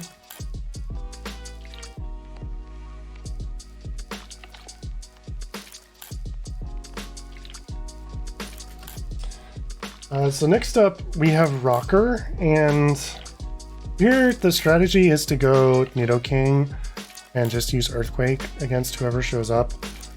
The only real issues here is first that Porygon is pretty tanky, so it's, even with a crit, it's not always a one-hit KO. It's about a 50% chance with a critical hit to one-hit KO. And it's not a guaranteed two-hit KO. So Porygon is not great. And then Pikachu, Electabuzz, I mean, all these Pokemon are pretty fast, other than, of course, Voltorb and Magnemite. So they're going to be before Nidoking, which just eats away at the time. So there's not really a chance of dying here again, but there's a chance of losing time just because Nidoking is potentially slower than these Pokemon. So Electrode's first, doesn't do too much. We'll one-hit KO with Earthquake. We do lose a little time with the recoil animation from Double Edge anytime that's used, whether it's us with Persian or the opponent. Electabuzz gets sent out. Electabuzz is faster than Nidoking. And look at this color. Like, this is a random thing to pause on, but before shinies, and like, if I use an Electabuzz, it's just normal yellow. But for a lot of these, they just give them weird colors, and this is just awful. Anyway, Electabuzz attacks, doesn't do too much. Use Earthquake, knock it out.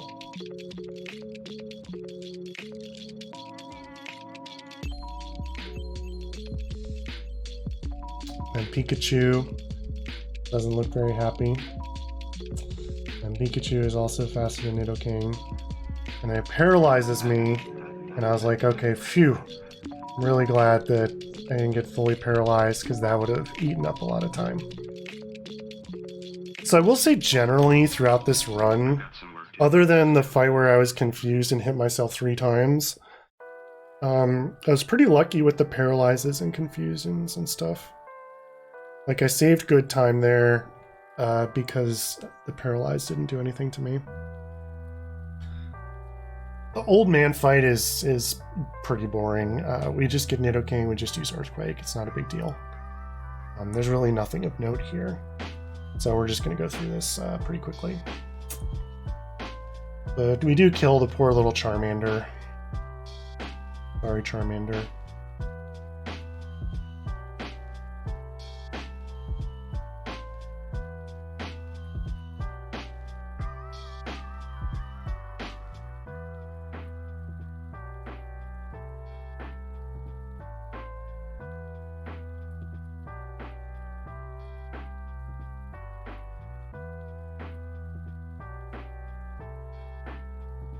Oh yeah, and we see Ponyta here, who's faster than Nidoking.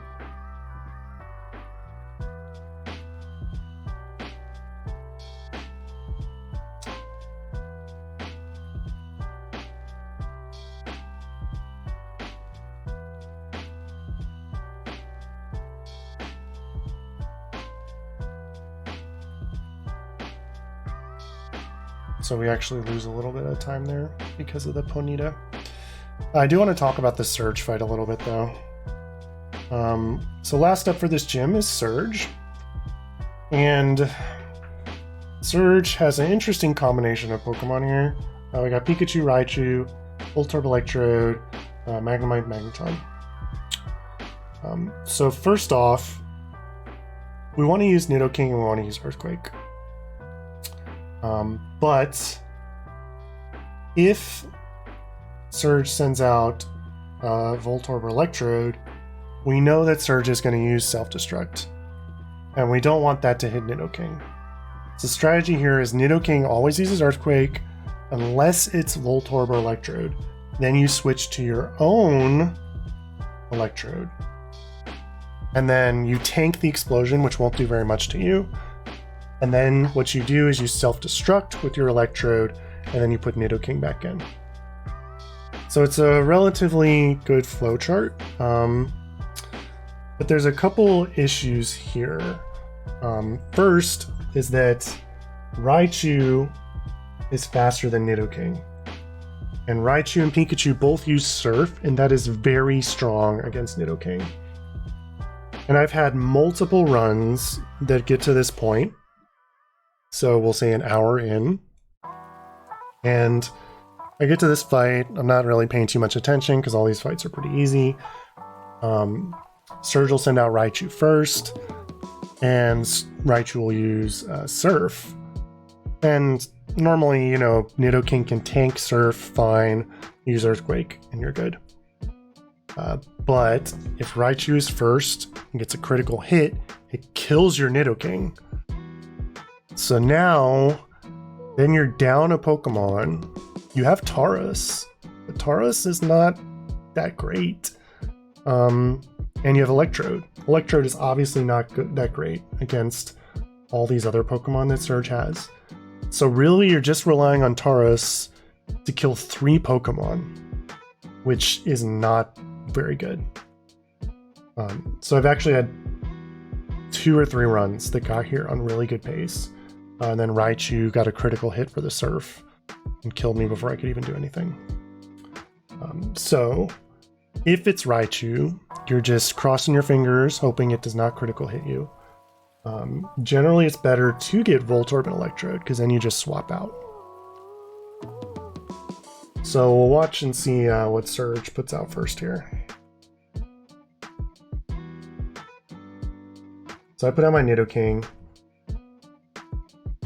Surge puts out the Electrode. So I'm really happy. So I'm just going to swap out Nidoking for my own Electrode and tank the explosion.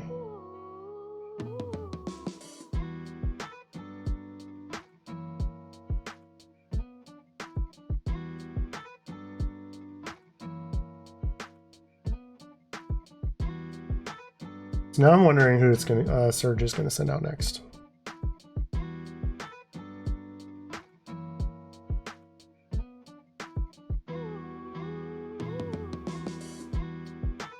So Surge sends out Raichu. So there's a couple different plays here. So I just mentioned that Raichu is bad for us because Raichu's Surf can critical hit and kill Nidoking in one shot. So if you were looking at perhaps the notes for this speedrun, with the caveat that these notes are really good and they admittedly don't cover every single possible situation, the notes say what you should do is you should self-destruct with the Electrode, then send back in Nidoking and clean up everything with Earthquake. What I've realized is sometimes better is if it's Raichu, you can actually send out Taurus, because Taurus is faster than Raichu. So you could self-destruct, send out Taurus, use Strength to kill the Raichu. And then you got Taurus against whatever's the last Pokemon. Then you avoid the issue of the Surf. That only works in this special circumstance, though. You would never want to send out Taurus first. So, with that in mind, I have Electrode here. I'm going to use Self-Destruct against Raichu. Electrode's faster, so Electrode goes first. And then I get a critical hit here, and I am incredibly stoked here. This saves so much time, where I don't have to switch in Nidoking, take the hit from the Raichu, use Earthquake to kill it, and still kill the third Pokemon. So now I'm like really excited. I'm like, okay, this is saving a ton of time. So I put in Nidoking. I wonder who the last Pokemon's going to be. It's Voltorb, which is actually great, because Voltorb is an easy kill. Magneton can take 2 hits to kill with Earthquake. So even though Voltorb goes first, I'm not that worried, because I know Earthquake is just going to kill it. And I know I'm in like a huge time save here. So before this fight, I was behind 39 seconds. And I'm about to finish this fight by saving over like a minute,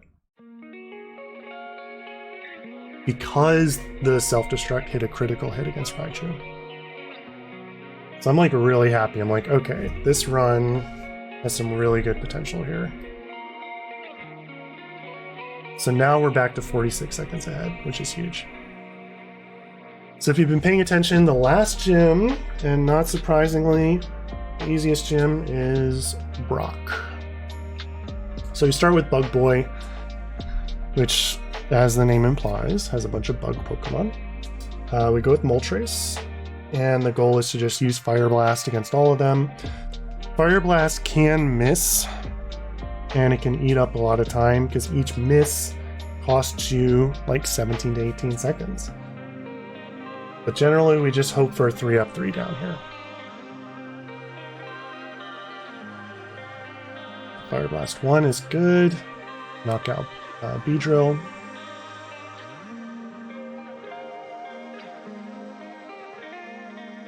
Kakuna's next. Fire Blast 2. Knockout Kakuna. Feeling pretty good.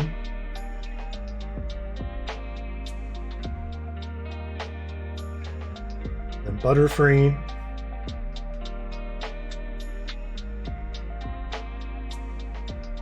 And we miss. Frustrating. Costing us a little bit of time.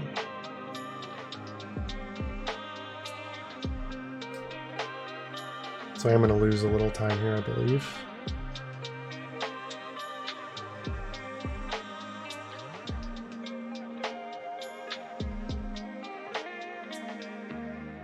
Yep, cost us about 14 seconds missing that attack. It's alright. We move on because we're still 32 seconds ahead. Now we're fighting the lad, and here we just use Articuno Ice Beam.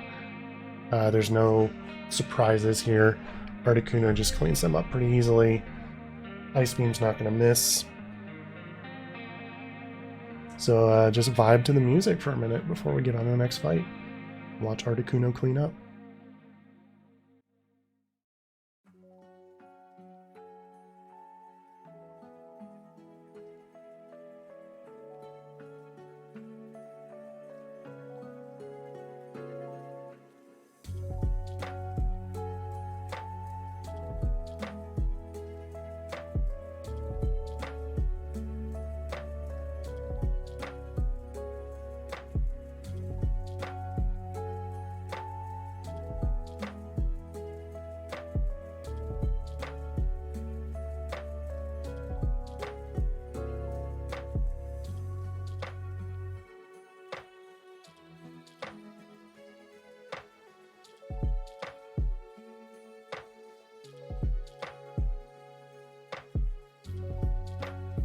Alright, so lad is done. Now we're on to junior male.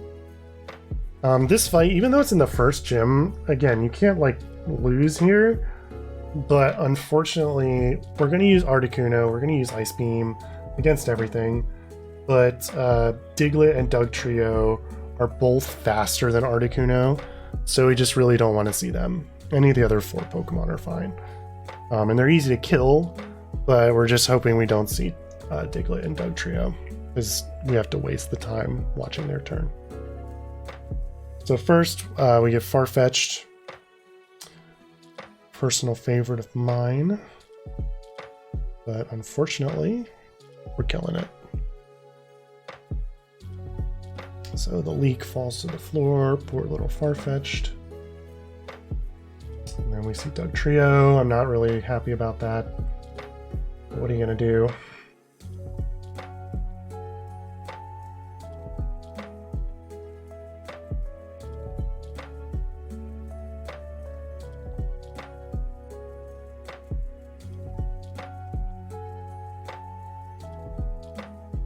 And last is Pidgey, so no big deal.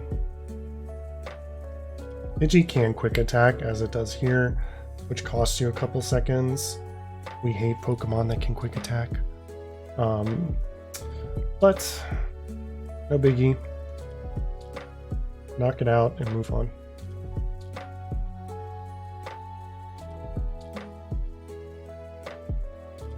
So we lost a couple seconds just because of the quick attack there. And because of the Dugtrio. Next is Brock. This fight is not super hard, but there are variables that are important to consider. So we're actually start with Starmie here, who again is a really great Pokemon. So Brock has Onix, Graveler, Cubone, Vulpix, Ammonite, and Kabuto. We love Onix, one-hit KO, super easy. Graveler as well, super easy. Cubone, super easy as well. Not guaranteed one-hit KO, but generally is. Vulpix, two-hit KO. But the problem is Kabuto and Ammonite, you gotta use Thunder against them, and Thunder can miss, as we know. So the dream is to have Onix, Graveler, and Cubone, not the 3 on the bottom. And normally this is not an interesting fight, but in this run, it was a little interesting. So I sent out Starmie. Vulpix is first. And against Vulpix, you use Bubble Beam, which doesn't kill it. Vulpix uses Quick Attack, which eats a few seconds of our time.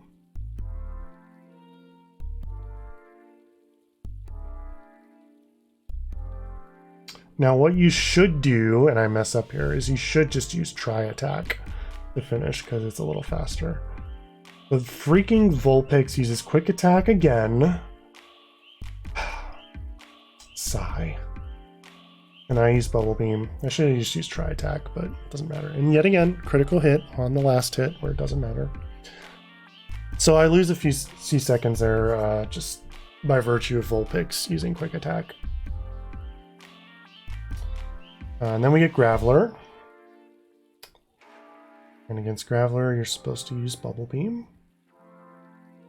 But, me being dumb, I was talking to chat about something, and then I accidentally used Thunder, and I missed, and I died. So this is 100% my mistake and losing time here. It cost me the 129. So I should have used Bubble Beam, should have killed it. Instead I used Thunder, which missed, and he killed my Starmie. And then I sent out Jinx. And someday I might actually calculate how much time I lost there. Jinx finishes Onix, but I think I lost a good chunk of time there just because I wasn't paying attention, and that's the detriment of live streaming sometimes, is you're interacting with chat and you fuck up what you're trying to do. So if I would have used Bubble Beam there, things would have been a lot better. So I did lose some time there, which was pretty tough to swallow, but still 10 seconds ahead. So now we go on and we run back and we go to the Elite Four. So we need to beat Lorelei, Bruno, Agatha, Lance, and then the champion.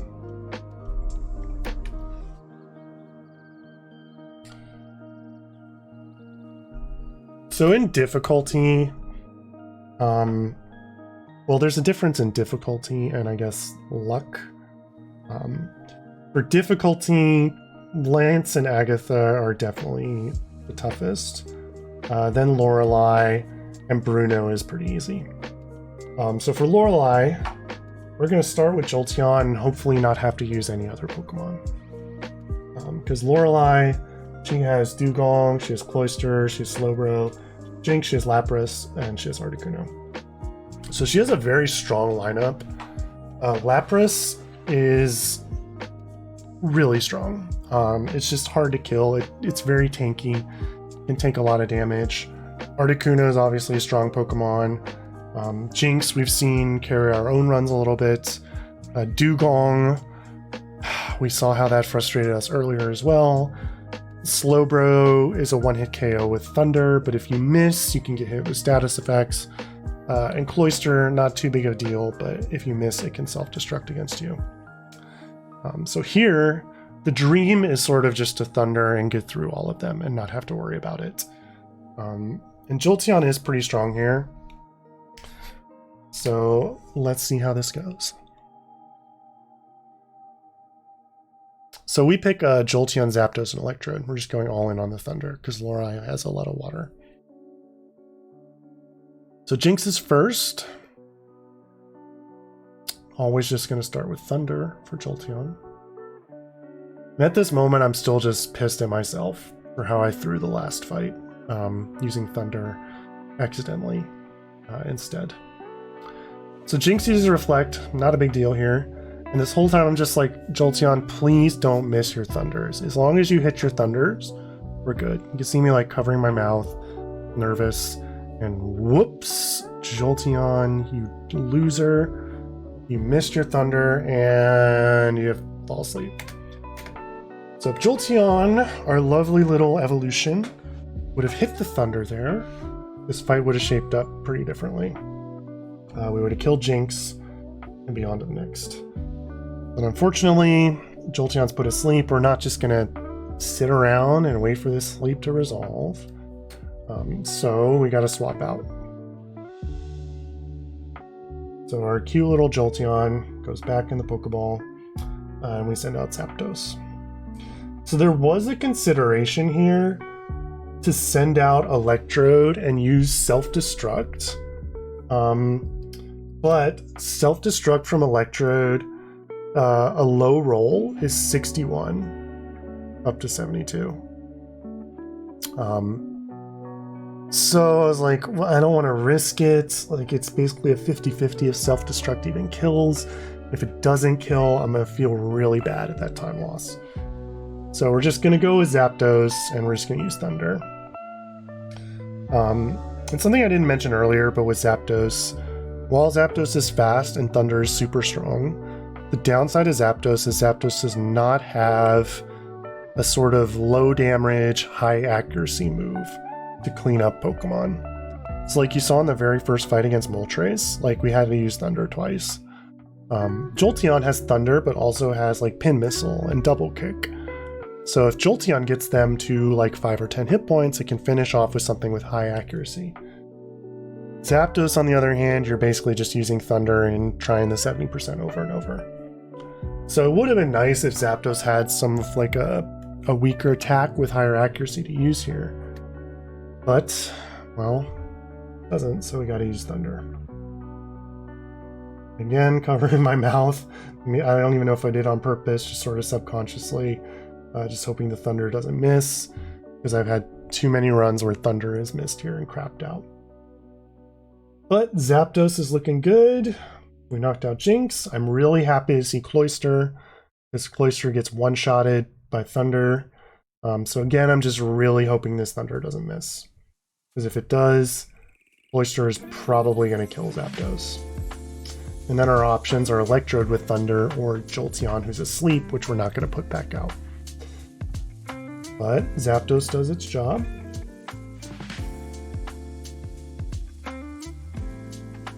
And we get Dugong. Dugong is not as big of a deal here.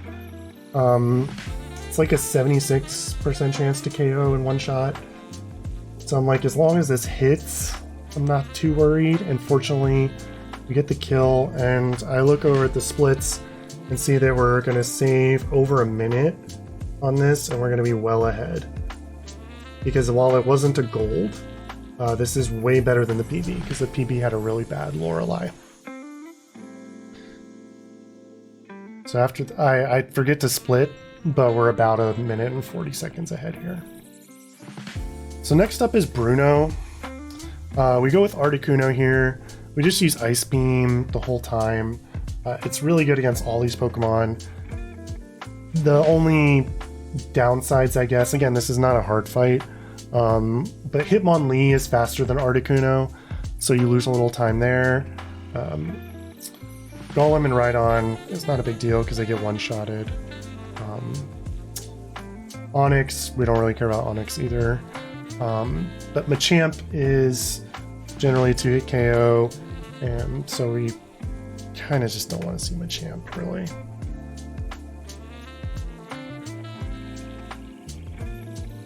And actually, the Hitmons is not a guaranteed one-hit KO from Articuno either. So I see Hitmonlee, which is faster than Articuno, but also not guaranteed to be a one-shot. So we're going to take the high jump kick. It does okay damage, nothing to worry about. But I'm just really hoping we're in the 38%. We're at one-hit KOs. Get the critical hit, really happy. And then just sweating, thinking about the next Pokemon.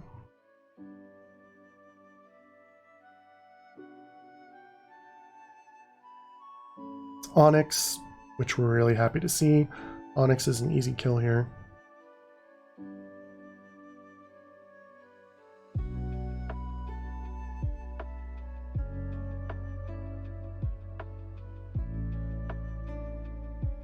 I feel bad for all these trainers who send out Onix.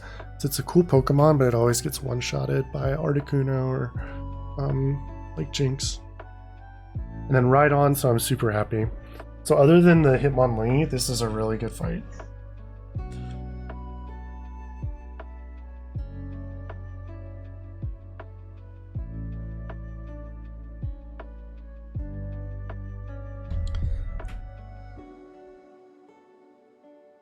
So it's a little slower than gold. Don't pay attention to this because we skipped the split, but now we'll be able to see how far ahead we are of the personal best. And on the split, we are a minute and 37 ahead, so I'm pretty happy. And the best possible time right now is a 1:31:03, which I'm like, okay, if I get a 1:31:03, that's a world record, and life is good. Agatha and Lance are tough fights here. So we start with Jinx and also use Nidoking and Jolteon. So they got Haunter, Golbat, Arbok, Muck, Venusaur, and Gengar. So this again is a pretty strong lineup. So we're gonna use Jinx and we're gonna use Psychic against whatever shows up. But the fight really evolves after seeing what she does.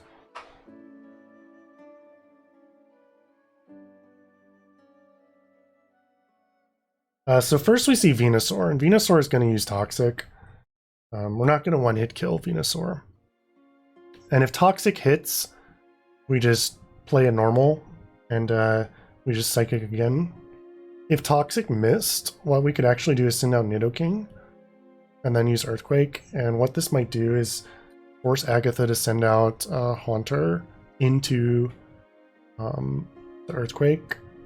But that doesn't happen here, so we're not really going to worry about that sort of contingency. But kill the Venusaur. I'm like, all right, things are looking okay. Things are looking okay.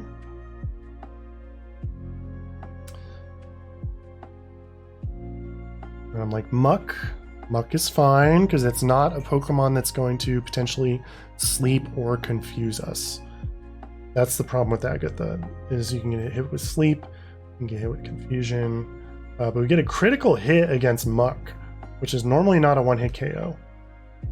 So this is such a huge time save because we don't take the Muck attack, and we also don't get the poison trigger, which takes away time. So getting the critical hit against the Muck there is huge.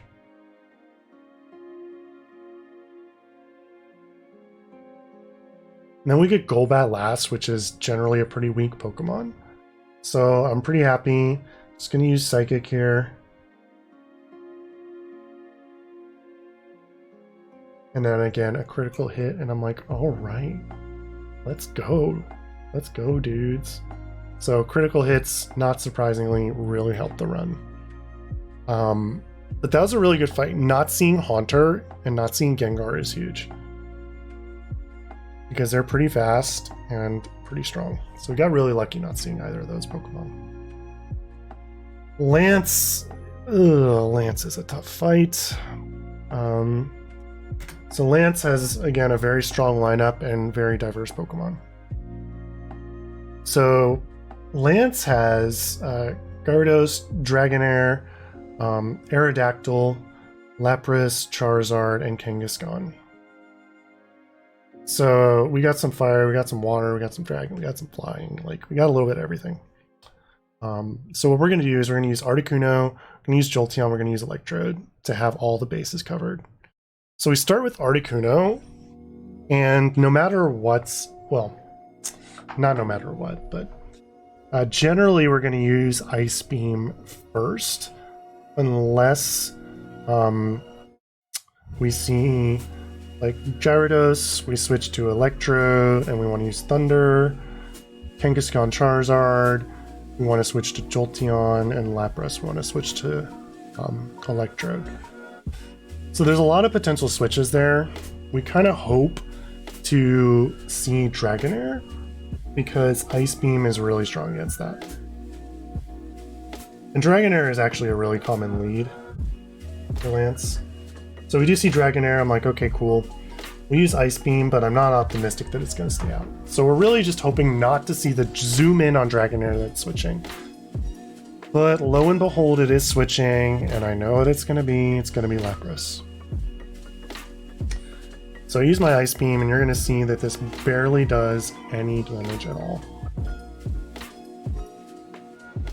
So even with a critical hit, Ice Beam only did, what, 32 damage? So I got to get Articuno out of there. Articuno isn't going to do shit. So we switch to Electrode, because Electrode has Thunder and also Self-Destruct, which can be pretty huge against Lapras. So Lapras uses its own Thunder. Not very effective against Electrode, of course. Then I use Thunder here. It's super effective, which is good. And because I got a crit with the Ice Beam earlier, I know that Self-Destruct from Electrode is going to kill it. I'm not going to use Thunder again here. So I actually debated. It would be super greedy to try to use Thunder here and kill Lapras and save Electrode. But Thunder could miss, and if Thunder misses, Lapras just kills Electrode. And then I'm frankly screwed.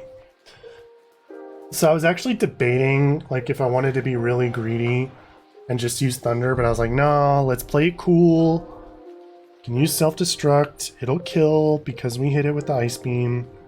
That's fine, we'll go 2 versus 2.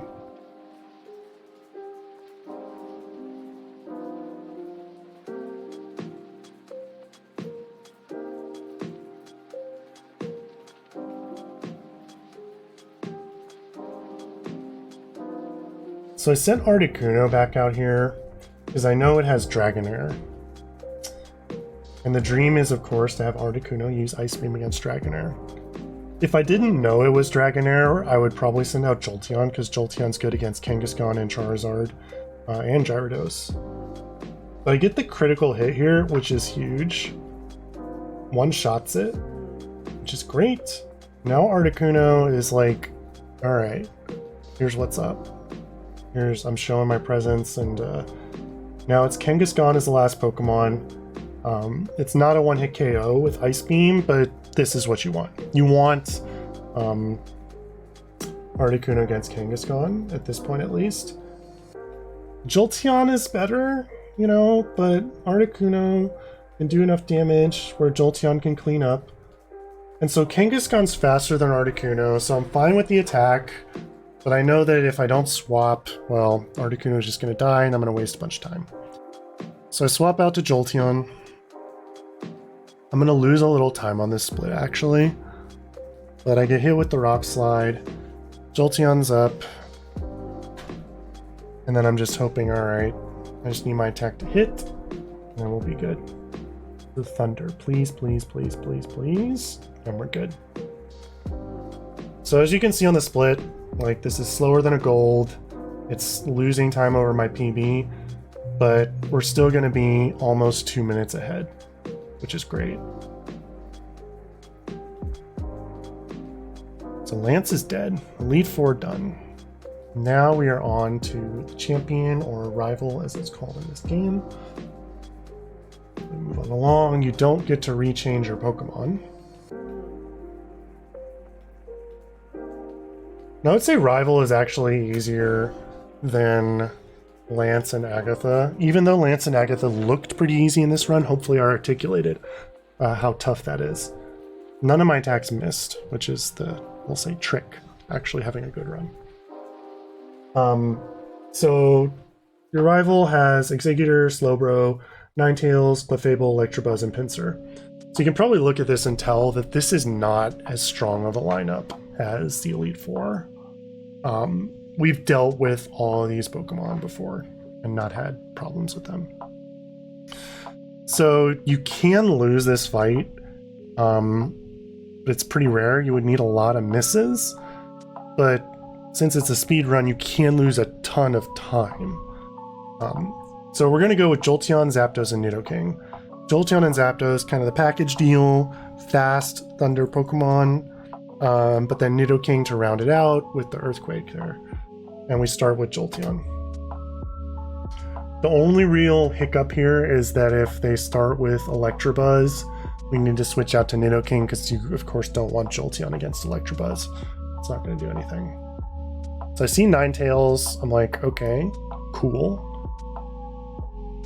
Ninetales, easy to deal with.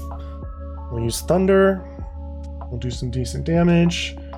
We're not going to kill it, and it's going to dig, as Ninetales does. And when Ninetales digs, well, we need to switch to a Pokemon that's going to be able to take that. So I actually switch out here. We don't want to take the damage, so we switch to Zapdos, who's not going to get hurt by dig. We're not going to switch to Nidoking, because you'll just take a crap load of damage from the dig, too. So now we're on Zapdos, and again, I'm just hoping my Thunder hits. Well, I was hoping my Thunder would hit, but actually, I was like, I want to play it safe and just use Sky Attack here. So this is sort of a hindsight bias problem. So Zapdos and Ninetales are speed tied, so you're not guaranteed to go first. So here, Zapdos went first, and if I would have used Thunder, I would have saved time. But there was no way to know that. Zapdos could have been a second. And let's say Ninetales were to dig, and if Zapdos were second, then the attack would have been wasted. Now, I don't necessarily think Ninetales is likely to dig against a Zapdos who it just missed against. But, you know, just playing it safe, I figured, okay, I might be second, I might miss my attack. Thunder could just miss in general. So here's what I'll do is I will use Sky Attack, where I'll eat the time loss for this turn order, and then just smack the Ninetales next turn with a stronger attack that also has a higher chance to hit. So no input from me. Just waiting on the Sky Attack, and unfortunately, Ninetales is first this turn. So again, with hindsight, this could have been better if we somehow knew how this would play out. But Sky Attack hits, knocks it out, and we're good. There's only one Pokemon left. I'm hoping it's not... well, no, sorry, there's two left. Yeah, Slowbro. Slowbro is great. We love Slowbro. Slowbro dies to one Thunder, so I'm just like, alright, please hit. It hits, we're good. I'm super happy with what we're doing here. Slowbro's got to come back. And they got one more Pokemon. I'm hoping it's not Electabuzz. It's Clefable, who is a 2-hit KO unless we get a crit. But we can also miss, and Seismic Toss also hurts us. I'm like, alright. Zapdos just hit 2 in a row. There's one. And at this point, I'm thinking, alright, like, even if I miss one Thunder, if I hit the second one, I'll get world record.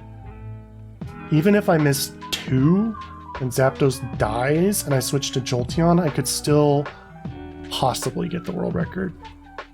So I'm not incredibly nervous at this point, but you of course want to get the best possible time you can. So we hit the first Thunder. Clefable uses Blizzard. Super effective, does a lot of damage to Zapdos. Now it's time, one more Thunder. I'm like, I can't even look. I'm just listening for the sound, hoping I hear the sound of Thunder. I hear it. Super happy. Speedrunner down there in the bottom right hand corner. The last Pokemon is dead, and now I am the champion. Time split is not until the X is on the Rydle though. I'm just hovering over the split button and bam. Gold on the last split there. Pretty hyped up. Final battle clear. Yelling some nice things to my viewers. And we can see Jolteon, the beautiful carry there. Jolteon, Zapdos, Nidoking, Jinx. The Elite Four of, we'll say, my Pokedex, my rentals. So put a 130.53 on the scoreboard, which as of this time right now, 2023, is the world record for the Switch Virtual Console runs. So hopefully you enjoyed that. I do encourage you to actually watch the run itself if you have not already, so you can hear my reactions in real time. I believe while I'm doing this run, I'm also brainstorming that if they were to remake Pokemon Stadium today, which Pokemon should and should not be included. Not surprisingly, I think Seal and Dugong should not be included. Electabuzz should not be included. But then that's just some of my ramblings, as people do to their viewers throughout streams. But I encourage you to watch that. Also, just check out the Discord and other resources. This is a nice game to speedrun. Because in a sense it is a good bit of randomness, but there's a little bit of skill, but also it's a nice like downtime that gives you ability to chat with your viewers. You don't have to be pushing buttons every second of the run. There's multiple times where I just get up and do other things, or I'm not even holding my controller. But with that said, hopefully you enjoyed this insight and hopefully I made it entertaining. If so, be sure to follow the channel. I'll try to do things like this more often, sort of post-run commentary to explain what's going on. So that's it. Thanks for watching, and thanks for listening, everybody.